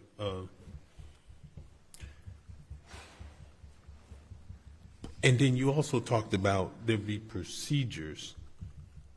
That's not in anywhere that I could see. Is that something internally that's going to be done to come back for staff to work on, I guess, procedures for JLL and doing this consulting for the negotiation of the development agreements? Were you referencing my presentation, or? Correct. You said that there's going to be procedures going forward. And I was trying to find out, was that something that is to be worked on later? No, I was just referring to the different things that the JLL is required to do for us. And that's to analyze the pro formas, the proposed financial terms, do analysis on the proposed business terms, and they also look at comparisons of other projects for us. So I just meant it's the various activities. I guess that would be a better term. Okay, thank you. Madam Chair? Go ahead. I just wanted to say that we're now approaching $775,000 for this consultant for this particular project that nothing has really happened with. I have lost all confidence in JLL in terms of this project. I remember some time ago when this board lost confidence in a consultant and they fired them. So I'm at that point with JLL in terms of this particular project. Any other project, I don't know, because I haven't worked with them on any other project, but this particular project, I certainly have lost confidence and will not be voting for this contract extension. Any other questions or comments? All right, Madam Clerk? Commissioner McCoy? Yes. Commissioner Botel? Yes. Commissioner Lawson? Yes. Chair Pro Temp Lanier? No. Chair Miller Anderson? Yes. Motion carries with Chair Pro Temp Lanier dissenting. 7F. Resolution number 2023-05, a resolution of the Board of Commissioners of the Revere Beach Community Redevelopment Agency approving funds for the implementation of the Neighborhood Reclaim and Renaissance Program of the Revere Beach Community Redevelopment Agency for areas of the city not included in the designated redevelopment area of the Community Redevelopment Plan as adopted by the City Council, approving the interlocal agreement between the city and the Revere Beach Community Redevelopment Agency, authorizing the chair of the board and the executive director to execute the same, providing an effective date. The acceptance of public comment cards are now closed. Madam Chair, we have 0 comment cards. Motion to approve resolution number 2023-05. Second. All right, Ms. Evans? Madam Chair and members of the board, if I can have the Director of Neighborhood Services, Ms. Anita Jenkins, to make this presentation. Good evening, Chair and Commissioners. Anita Jenkins, Director of Neighborhood Services. Before you is the CRA side of the interlocal agreement to implement the Reclaim and Renaissance program. On the City Council had previously approved these programs and asked for an interlocal to come back, which was approved on January 4th. The City Council asked staff to come to the CRA as quickly as possible to bring to the CRA Commission the interlocal agreement, which would set out the deal terms for operation of the program. If it is approved tonight, and staff is recommending approval of the interlocal agreement, staff is prepared to launch the program first thing in the morning. So I'll stop and see if there are any questions or comments. All right, any questions or comments? Madam Chair? Go ahead. Ms. Jenkins, the program, I got this in our email, waiting list outside CRA district for the Reclaim program, 104. Can you explain that? I'm sorry, could you ask that again? There was a memo that was sent out that talked about the Reclaim program and the Renaissance program. And it said the status, completed in progress, under construction, waiting list, number of applicants and the amounts. One of them says waiting list citywide outside CRA and within CRA? Those are names that we track. We receive calls almost daily, sometimes multiple calls from residents who are not cognizant of where the boundaries are, asking for assistance with roofs, with windows, with landscaping. And most of those calls are from senior citizens, a number of whom may have disabilities, who are on a fixed income, and we're unable to help them. But what we have done is maintain a list where we tell them that if we become aware of any assistance, we will share it with them. And that's the number that we tracked for the last 2 years, not quite 2 years. Okay. Will there be a notice, memo, email sent out to these residents just to Yes. notify them that the program has opened up? Yes, sir. We have a process in place where starting at 8 o'clock in the morning, anyone who has an email will receive the flyer and the timeline, and notice that will be available for intake in person starting on Monday morning. For those that don't have email, they'll be getting a phone call giving them that information. We'll have application packets available. We have a flyer, which you all will see in the morning when this is approved, that's already ready to go. And we'll have staff over at the Clean and Safe office starting at 8 o'clock on Monday morning to start the intake. And you said that there's an application process that application you already have prepared and ready for them? Yes, sir. Because the program was approved for citywide, for the city side, to replicate the existing program we have already operational in the CRA, we were able to modify pretty quickly all of our documentation. Okay. And then the reclaim portion of this, is this a matching program, or is this going to be just I believe it's a loan?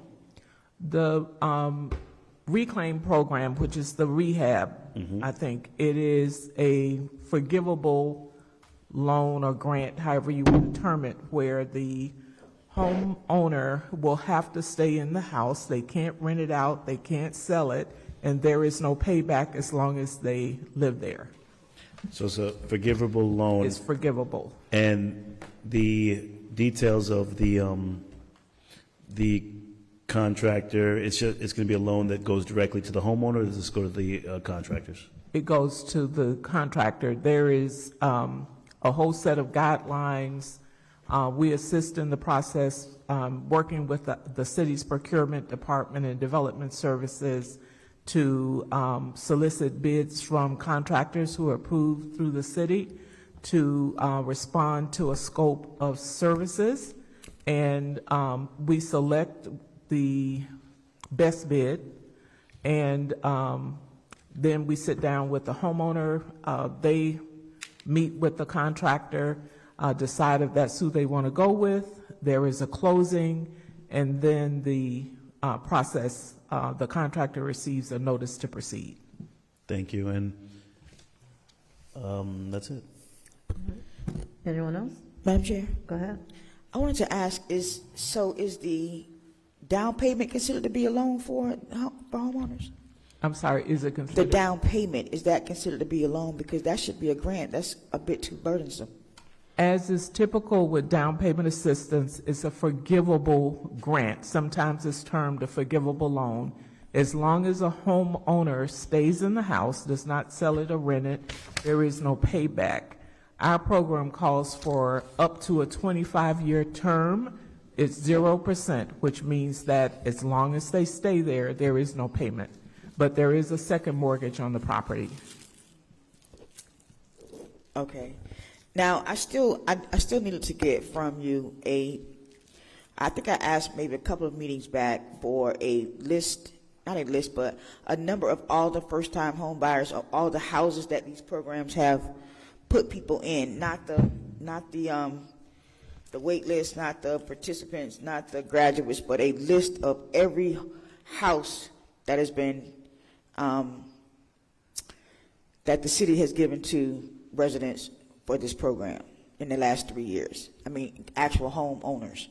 And then also, with the rehab program, a number of people who have been served by this program through the CRA. That means that they've gotten work done and they went through the program.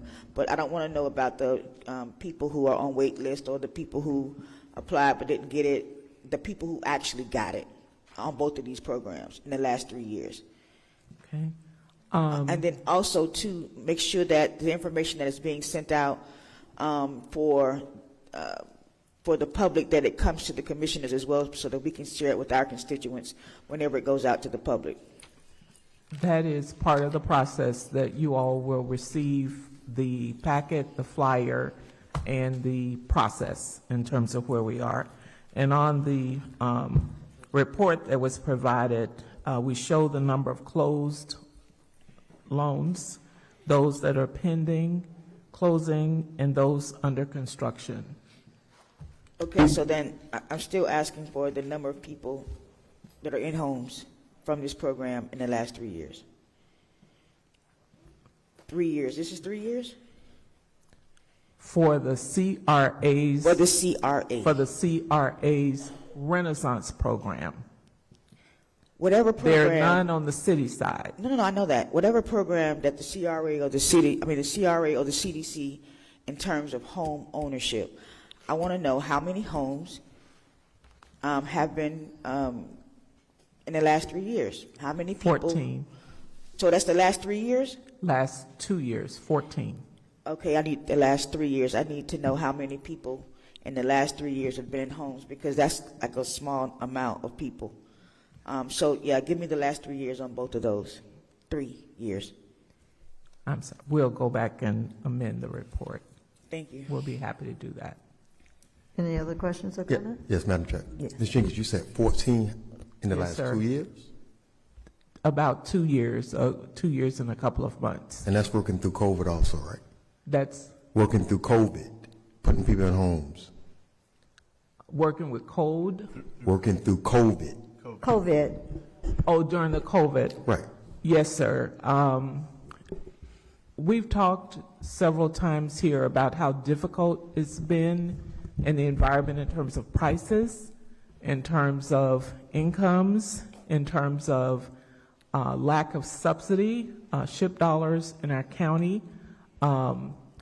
You all have been discussing the bond that was just approved, that's still not in implementation form yet. And as you could see from the report, which we're very proud of, all during COVID, we graduated 248 residents who improved their budgeting, savings, and a lot of times their income. Very shortly, you all will receive an invitation for a closing, if you approve this tonight, for a closing for a young lady who wanted, and if you will indulge me for a minute because it's just very important, one of our local residents who about 3 or 4 years ago before COVID wanted home ownership so badly, but she could not afford a house. She worked overtime, extra time, part-time jobs, improved her situation, so she got a promotion. She saved her money. That young lady will be closing on her house. She is a single mother who works, she now is a regional manager in her job, but she lives in our community and she's just so proud to be there. So during COVID, it's been especially difficult, where we have median house prices that are in excess of $400,000.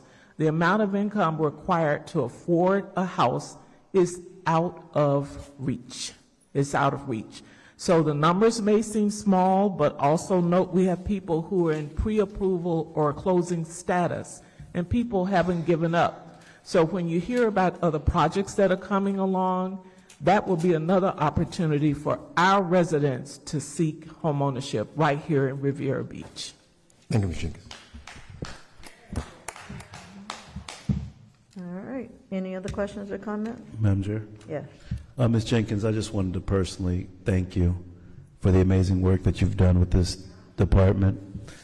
these homeowners thank you, the residents thank you, because you are a blessing to making sure you've addressed home ownership.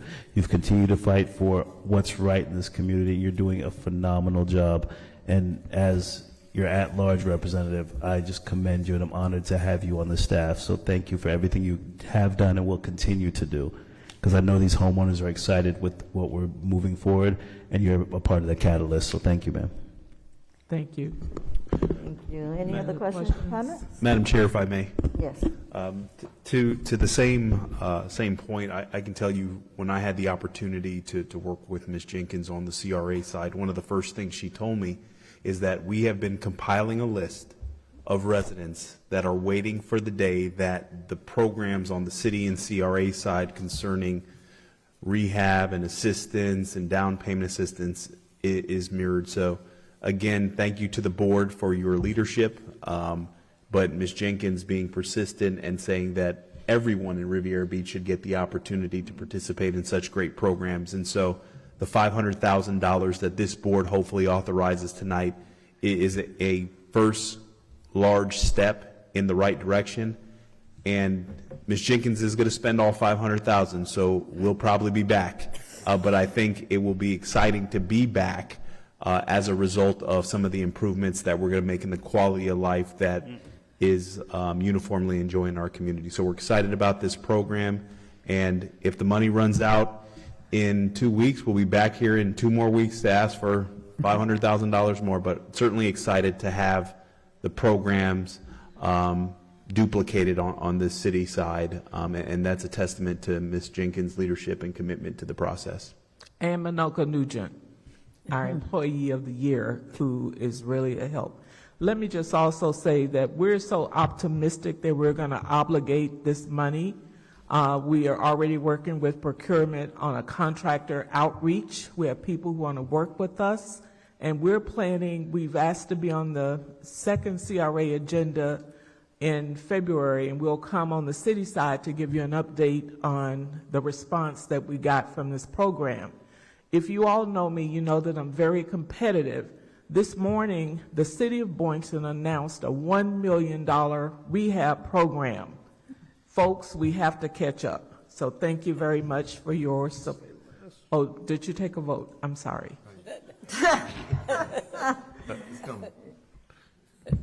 Well, thank you so much, Ms.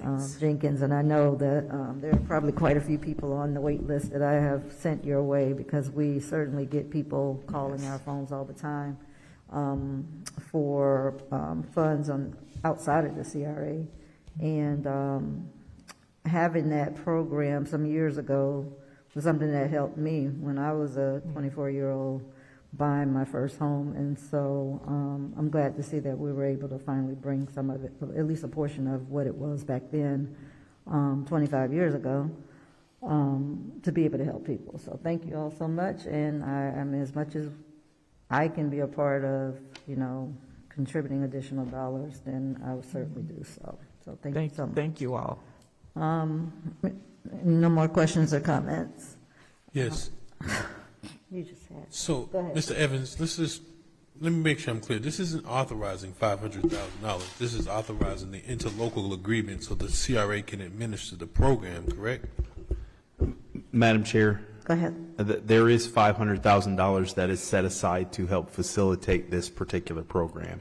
Okay, but the money has already been budgeted at the city. That's what I'm saying. Right, yes, yes. It's not monies that's coming from the CRA. The monies are on the budget side for the city, and through this interlocal agreement, this allows for staff on the city side and CRA to work together. The CRA would manage the program to ensure continuity and consistency and uniformity, because someone in the CRA and the city should have the same experience. And so they will be managing the program, and we will be processing the payment more as a ministerial role. Anything else? Thank you. All right. Madam Clerk? Commissioner McCoy? Yes. Commissioner Botel? Yes. Commissioner Lawson? Yes. Chair Pro Temp Lanier? Yes. Chair Miller Anderson? Yes. Motion carries. All right.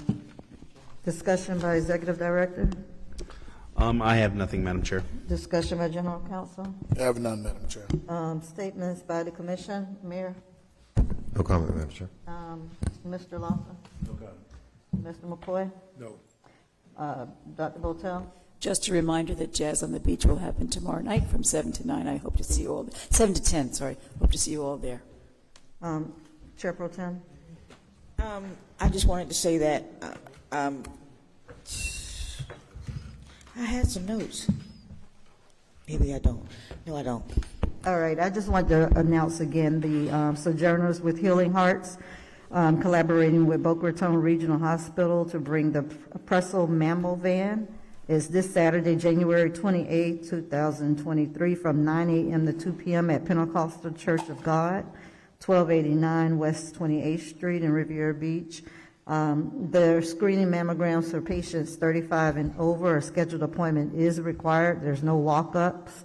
To make your appointment, call 561-955-3167 or go online to www.brrh.com/mammovan. Please bring copies of your previous mammogram. If you have it, results are available within 2 business days. And again, the mammograms are free and it will be paid for by Sojourners with Healing Hearts. If we have a